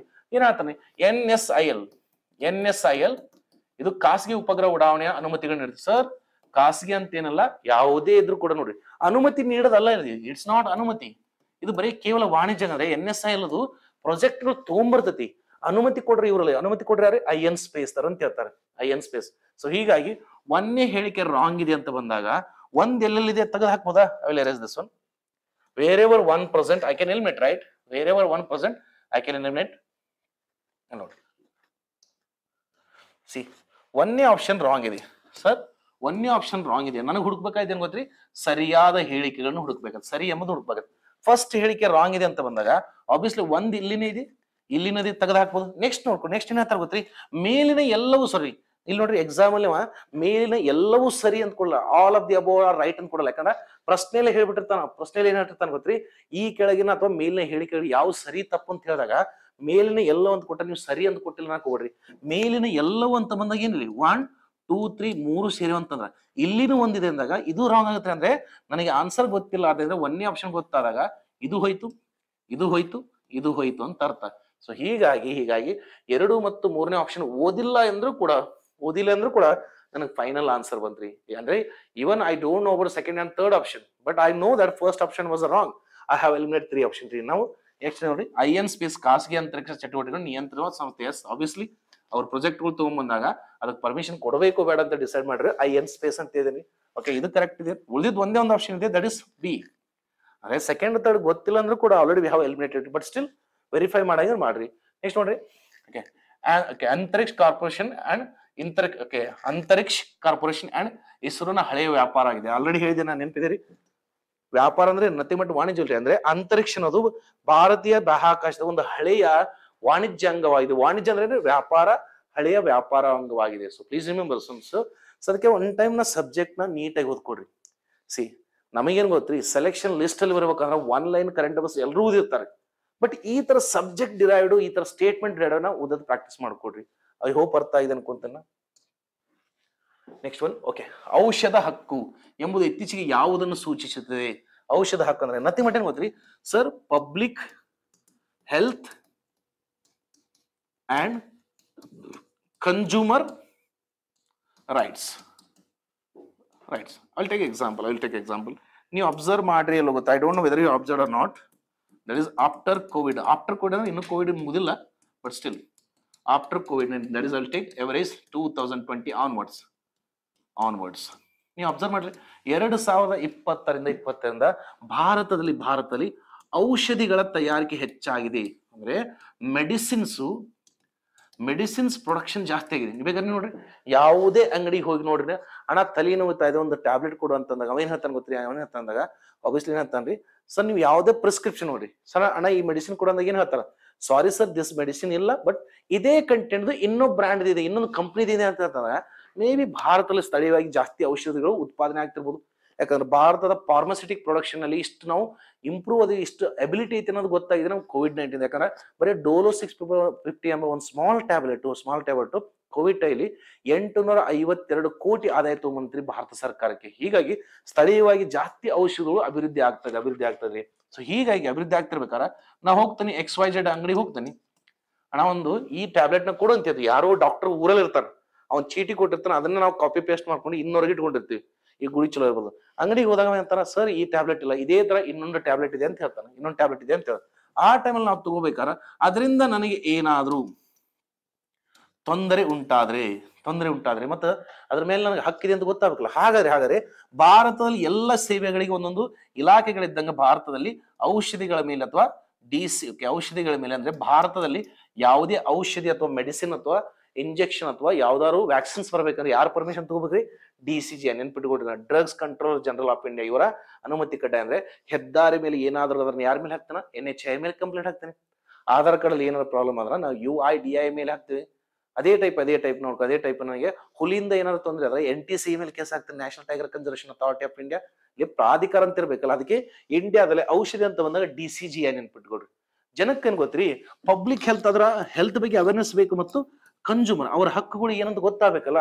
ಸೊ ಹೀಗಾಗಿ ಇತ್ತೀಚೆಗೆ ಔಷಧಿ ಹಕ್ಕು ಅಂದ್ರೆ that is a medicine right ಅನ್ನೋ ಕಾನ್ಸೆಪ್ಟ್ ತಗೊಂಡ್ರೆ ಇದಕ್ಕೆ ಸರಿಯಾದ ಉತ್ತರ ಗ್ರಾಹಕರಿಗೆ ಸುಲಭವಾಗಿ ಮತ್ತು ಕಡಿಮೆ ವೆಚ್ಚದಲ್ಲಿ ದುರಸ್ತಿ ಮಾಡಲು ಅಂದ್ರೆ ಕ್ಲಿಯರೆನ್ಸ್ ಮಾಡ್ಲಿಕ್ಕೆ ಇದು ಔಷಧಿ ಹಕ್ಕು ಅಂದ್ರೆ ಮೆಡಿಸಿನ್ ರೈಟ್ಸ್ ಅಂತ ತಗೊಂಡ್ಬಂದಾರೆ. ಸೊ ಪ್ಲೀಸ್ ರಿಮೆಂಬರ್, ಬಿಕಾಸ್ ಭಾರತದಲ್ಲಿ ಆರ್ಟಿಕಲ್ 21 ಇದೆ, right to life and personal liberty. ಆರೋಗ್ಯ ಅನ್ನೋದಂದ್ರೆ ರೈಟ್ ಟು ಲೈಫ್ ಅಂದ್ರೆ it is the duty of government to provide me healthy environment. This is also my fundamental right under article 21 ಅಂತ ಹೇಳ್ತಂದ್ರೆ ಸರ್ಕಾರದ ಮೂಲಭೂತ ಕರ್ತವ್ಯ ಏನ್ರಿ, ನನಗೆ ಒಂದು ಸುರಕ್ಷಿತವಾದ ಒಳ್ಳೆಯ ಪರಿಸರ ಒದಗಿಸಿಕೊಡುದು ಸರ್ಕಾರ ಕರ್ತವ್ಯ. ಯಾಕಂದ್ರೆ ಅದು 21ನೇ ವಿಧಿಯಲ್ಲಿ, ಯಾಕಂದ್ರೆ ಇಂಡಿಯಾದಲ್ಲಿ ಮೋಸ್ಟ್ ಪವರ್ಫುಲ್ ಆರ್ಟಿಕಲ್ ರೀ. ಹಾಗಾದ್ರೆ ಭಾರತದಲ್ಲಿ most powerful article which article is the most powerful article in Indian constitution? ಭಾರತದಲ್ಲಿರುವ ಬಲಿಷ್ಠ, ಯಾಕಂದ್ರೆ ನೋಡ್ರಿ ನಮ್ಮಲ್ಲಿ 400ಕ್ಕಿಂತ ಪ್ಲಸ್ ವಿಧಿಗಳಿದು. ಅದರಲ್ಲಿ ಭಾರತದಲ್ಲಿರುವ ಬಲಿಷ್ಠ ವಿಧಿ ಎಂದರೆ ಯಾವುದು? Which article is the most powerful article in Indian constitution? That is article 21 ಅಂತ ಹೇಳ್ತಾರೆ. Best example I will take it just for understanding. Okay, just for understanding. Girlfriend boyfriend ಕೇಳ್ತಾರೆ, how much do you love me? Just for understanding. ಅಂದ್ರೆ article 21 ಯಾವ ತರ compare ಮಾಡ್ತಾರೆ ನೋಡ್ರಿ. ಅಂದ್ರೆ ಓದಿ ಕಮೆಂಟ್ ಮಾಡೋದ್ ಬೇರೆ, ಓದ್ಲಾರ ಕಮೆಂಟ್ ಮಾಡೋದ್ ಬೇರೆ. ಯಾಕಂದ್ರೆ ಭಾರತದಲ್ಲಿರುವ ಎಲ್ಲ ಮೂಲಭೂತ ಹಕ್ಕಲ್ಲಿ ಬಲಿಷ್ಠ ಮೂಲಭೂತ ಅಂದ್ರೆ 21 ಏನೇನ್ ಕೊಡ್ಬೇಕಾದ್ರೆ 21 ಚೆಕ್ ಮಾಡ್ತಾರೆ. ಸೊ ಗರ್ಲ್ ಫ್ರೆಂಡ್ ಕೇಳಿದ್ರೆ how much do you love me ಅಂತ. ಬಾಯ್ ಫ್ರೆಂಡ್ ಏನ್ ಹೇಳ್ತಾನೆ ಗೊತ್ತ್ರಿ? ಜಸ್ಟ್ ಲೈಕ್ ಆರ್ಟಿಕಲ್ 21 ಅಂತ ಹೇಳ್ತಾರೆ. ಗರ್ಲ್ ಫ್ರೆಂಡ್ ಅರ್ಥ ಆಗಲ್ಲ, ವಾಟ್ ಇಸ್ ದಟ್? ಹಂಗಂದ್ರೆ ಅರ್ಥ ಆಗಲ್ಲ. ದೆನ್ ಬಾಯ್ ಫ್ರೆಂಡ್ ಏನ್ ಹೇಳ್ತಾನೆ ಗೊತ್ತ್ರಿ? ಈವನ್ ಡ್ಯೂರಿಂಗ್ ಎಮರ್ಜೆನ್ಸಿ ಆಲ್ಸೋ, ಎಂತ ಎಮರ್ಜೆನ್ಸಿ ಬಂದ್ರು ನಾನು ನಿನ್ ಕೈ ಬಿಟ್ಟು ಹೋಗಂಗಿಲ್ಲ. ಅಂದ್ರೆ ಎಂತ ಎಮರ್ಜೆನ್ಸಿ ಇದ್ರು ಆರ್ಟಿಕಲ್ 21 ಕೆನಾಟ್ ಬಿ ಸಸ್ಪೆಂಡೆಡ್, ಅದನ್ನ ತೆಗೆದು ಹಾಕ್ಲಿಕ್ಕೆ ಆಗಲ್ಲ. ಈ ತರ ಲಿಂಕ್ ಮಾಡ್ತಾರೆ. So please remember some. Okay, next one. Okay, that is ministry of ಯಾಕೆ ನೋಡ್ರಿ ಎಕ್ಸಾಮ್ಸ್ ಅಲ್ಲಿ ಒಂದು ಕ್ವಶನ್ ಮಾತ್ರ ಸಚಿವಾಲಯದ ಮೇಲೆ ಇದ್ದೇ ಇರ್ತದ್ರಿ. ಅಟ್ ಲೀಸ್ಟ್ ಒಂದ್ ಕ್ವಶನ್ ಮೇಲೆ ಸಚಿವಾಲಯ ಅಂದ್ರೆ ಯಾವ್ದಾರ ಸ್ಕೀಮ್ ಕೊಟ್ಟು which of the following minister have launch scheme ಅಂತ ಕೊಡ್ಬೋದು. ಅಂದ್ರೆ ಒಂದು ಯೋಜನೆ ಹೆಸರು ಕೊಟ್ಟು ಇದನ್ನು ಯಾವ ಸಚಿವಾಲಯ ಜಾರಿಗೆ ತಂದಿದೆ ಅಂತ ಕೇಳ್ಬೋದು, ಅಥವಾ ಏನ್ ಮಾಡ್ತಾನೆ ಇವತ್ತಂದ್ರೆ ಹೇಳಿಕೆಯಲ್ಲಿ ಕೇಳ್ಬೋದು. ಇಲ್ಲಿರೋದು ಏನು ಗೊತ್ತಿಲ್ಲ ನಮಗೆ, ministry of statistics and planning in implementation. ಏನಿದೆ? ಮಿನಿಸ್ಟ್ರಿ ಆಫ್ ಸ್ಟಾಟಿಸ್ಟಿಕ್ಸ್, ಅಂಕಿಅಂಶ ಅಂತ, ಸ್ಟಾಟಿಸ್ಟಿಕ್ಸ್ ಅಂಡ್ ಪ್ರೋಗ್ರಾಮ್ ಇಂಪ್ಲಿಮೆಂಟೇಷನ್. ಬೇಕಾದ್ರೆ ಮೇ ಬಿ ನೀವು NSS ಅಂತ ಕೇಳಿರ್ಬೋದು. Okay, national sample survey office ಅಂತೀರಿ NSS. ಯಾಕಂದ್ರೆ ರೀಸೆಂಟ್ಲಿ ನನ್ನ ರೂಮ್ಮೇಟ್ಸ್ ಕೂಡ ಇದಕ್ಕೆ ಸೆಲೆಕ್ಟ್ ಆಗ್ಯಾರಿ. ನ್ಯಾಷನಲ್ ಸ್ಯಾಂಪಲ್ ಸರ್ವೆ ಆಫೀಸ್ ಅಂದ್ರೆ ಇವ್ರು ಏನ್ ಮಾಡ್ತಾರೆ ಗೊತ್ತ್ರಿ? ಜನರ ಹತ್ರ ಹೋಗಿ URS ಗವರ್ಮೆಂಟ್ ಯಾವ್ದಾರ ಯೋಜನೆ ಮಾಡ್ತಾರೆ, ಆ ಯೋಜನೆ ಫಲಾನುಭವಿಗಳು ಎಷ್ಟು ಜನ ಉದ್ಯೋಗ ಮಾಡ್ತಾರೆ ಅಂತ ಡೇಟಾ ಕಲೆಕ್ಟ್ ಮಾಡ್ತಾರೆ. That is ministry of statistics and planning, that is programme implementation. ಅಂದ್ರೆ ಮನೆಗೆ ಹೋಗಿ ಇವ್ರು ಏನ್ ಮಾಡಿ ದತ್ತಾಂಶವನ್ನು ಕಲೆಕ್ಟ್ ಮಾಡ್ತಾರೆ. ಲೈಕ್ ಯೋಜನೆಗಳಿರ್ಬೋದು. ಬೆಸ್ಟ್ ಎಕ್ಸಾಂಪಲ್ ಆಯುಷ್ಮಾನ್ ಯೋಜನೆಗೆ ಒಂದು ಟೀಮ್ ಕಳಿಸ್ತಾನೆ. ನೋಡಪ್ಪ, ಎಲ್ಲಾ ಮನೆಗಳಿಗೂ ಈ ಕ್ಷೇತ್ರದಲ್ಲಿರುವ ಇಷ್ಟು ಮನೆಗಳಲ್ಲಿ ಇಷ್ಟು ಜನರಲ್ಲಿ ಎಷ್ಟು ಜನಕ್ಕೆ ಆಯುಷ್ಮಾನ್ ಬಗ್ಗೆ ಗೊತ್ತಿದೆ, ಅದ್ರಲ್ಲಿ ಎಷ್ಟು ಜನ ಮೆಂಬರ್ಶಿಪ್ ಆಗಿದ್ರ, ಆ ಡೇಟಾವನ್ನು ತಗೊಂಬರ್ರಿ. ಇದೇ ಹೋಗ್ರಿ, ಯಾವ ಮನೇಲಿ ಎಷ್ಟು ಜನ ಉದ್ಯೋಗ ಮಾಡ್ತೀರಿ, ಎಷ್ಟು ಜನ ಶಿಕ್ಷಣ ಇದೆ, ಡೇಟಾ ತಗೊಂಬರ್ರಿ. ಅವ್ರಿಗೆ ನೋಡ್ರಿ, ದಟ್ ಇಸ್ NSS ಆಫೀಸರ್ ಅಂತ ಇರ್ತಾರ. ಇದು ಓಕೆ ಇದು ಕಾಂಟ್ರಾಕ್ಟ್ ಬೇಸ್ ಇರ್ತೈತ್ರಿ, ಅಂದ್ರೆ ಗೌರ್ಮೆಂಟ್ ಇದೆ, ಬಟ್ ಗೌರ್ಮೆಂಟ್ ಒಂದಿಷ್ಟು ಕಾಂಟ್ರಾಕ್ಟ್ ಅಂದ್ರೆ ಒಂದಿಷ್ಟು ಕಂಪ್ನಿ, ಖಾಸಗಿ ಕಂಪ್ನಿ ಜೊತೆ ಟೈಪ್ ಆಗಿ ಕೆಲಸ ಮಾಡಿಸ್ತಿರೋದು. ಈಗ 2027ಕ್ಕೆ ಜನಗಣತಿ ಮಾಡ್ಬೇಕಲ್ಲ, ಸೊ ಹೀಗಾಗಿ ಈ ಸ್ವಲ್ಪ ಆಫೀಸ್ ನ್ಯೂಸ್ ಅಲ್ಲಿ ಇರ್ತೈತ್ರಿ. So please remember that is ಯಾವುದು ಹೊಸ ಡೇಟಾ ಉಪಕರಣಗಳನ್ನು ಪ್ರಸ್ತಾಪಿಸಿದೆ ಅಂದ್ರೆ ಯಾವ ತರ ಡೇಟಾವನ್ನು ಯಾವ ತರ ಉಪಕರಣ ಪ್ರಸ್ತಾವಿಸಿದೆ ಅಂತ ಹೇಳ್ತಾನೆ. ಆಬ್ವಿಯಸ್ ನಾ ಏನ್ ಹೇಳಿದೆ ಗೊತ್ತ್ರಿ, ದಟ್ ಇಸ್ ರಾಷ್ಟ್ರೀಯ ಗೃಹೋಪಯೋಗ ಅಂದ್ರೆ ಏನಪ್ಪಾ ಅಂದ್ರೆ ಬರೀ ಸಮೀಕ್ಷೆ ಮಾಡುತ್ತೆ. It is going to have ಸಮೀಕ್ಷೆ ಮಾಡುತ್ತೆ. ಸಮೀಕ್ಷೆ ಇದು ಜಸ್ಟ್ ಸರ್ವೆ ನೋಡಿ, ಇದು ಸರ್ವೆ ಮಾಡ್ತೆ ಅಂದ್ರೆ ನಿಮ್ಮ ಮನೆಯಲ್ಲಿ ಎಷ್ಟು ಜನ ಕೆಲಸ ಮಾಡ್ತಾರ, ಈ ಯೋಜನೆ ಬಗ್ಗೆ ನಿಮ್ಗೆ ಅರಿವಿದೆಯಿಲ್ಲ, ಅದಕ್ಕೆ ಈ ಯೋಜನೆಯಲ್ಲಿ ನೀವು ಪಾಲುದಾರ ಆಗಿದ್ರಿಲ್ಲ, ಈ ತರ ಸ್ಕೀಮ್ಸ್ ಕೇಳ್ತಾರೆ. ಫಸ್ಟ್ ಒಂದು ಕರೆಕ್ಟ್ ಇದೀರಿ.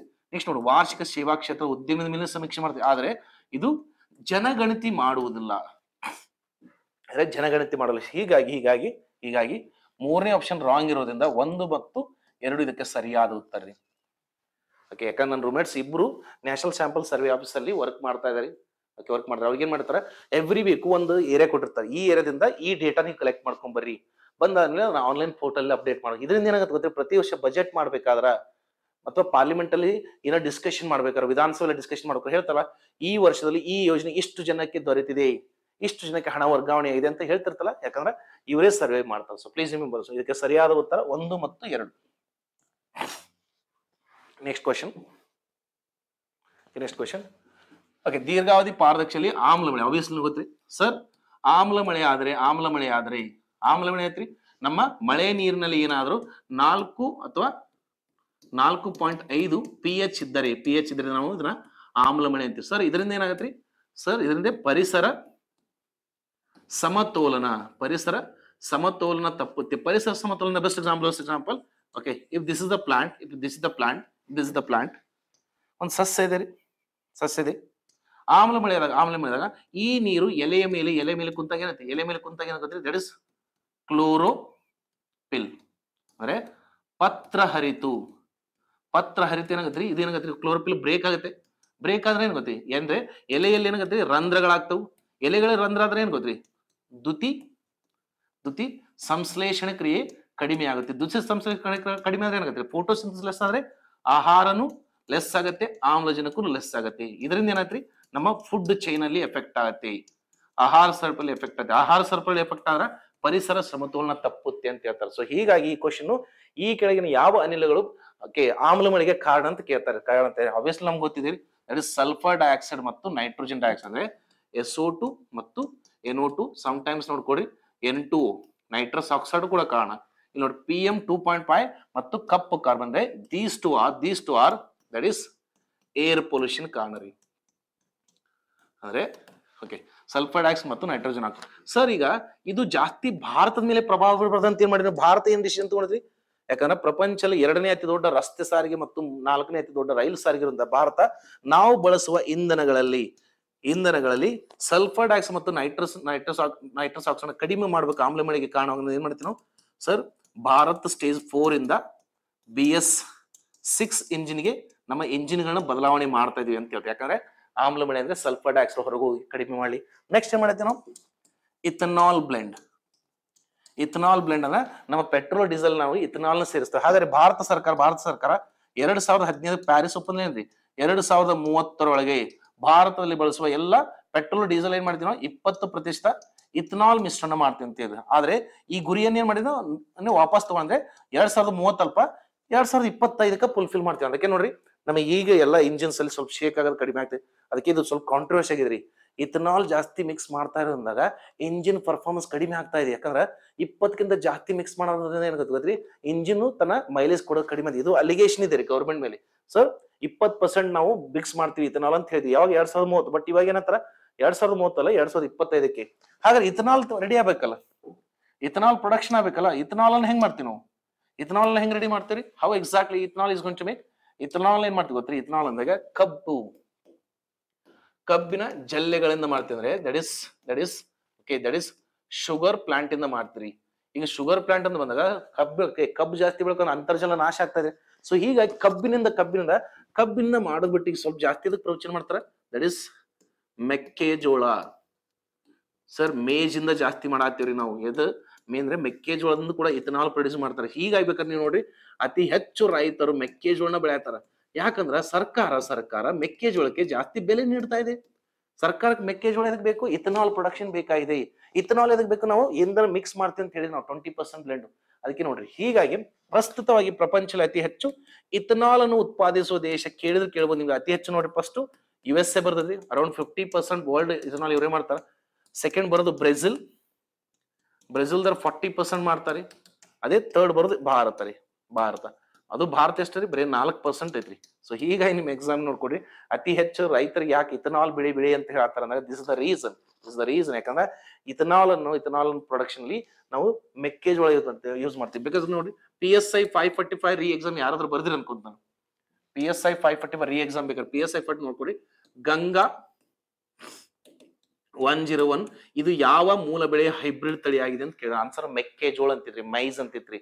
So this is how you have to mix the, this is how you guys have to link. That's why ಇದಕ್ಕೆ ಸರಿಯಾದ ಉತ್ತರ ಸಿ ಆಪ್ಷನ್ 2 ಮತ್ತು 3 ಮಾತ್ರ. ಯಾಕಂದ್ರೆ ಪರ್ಟಿಕ್ಯುಲೇಟ್ ಮ್ಯಾಟರ್ ಮತ್ತು ಕಪ್ಪು ಕಾರ್ಬನ್ ಇವು ದಟ್ ಇಸ್ ವಾಯು ಮಾಲಿನ್ಯ. So please remember some.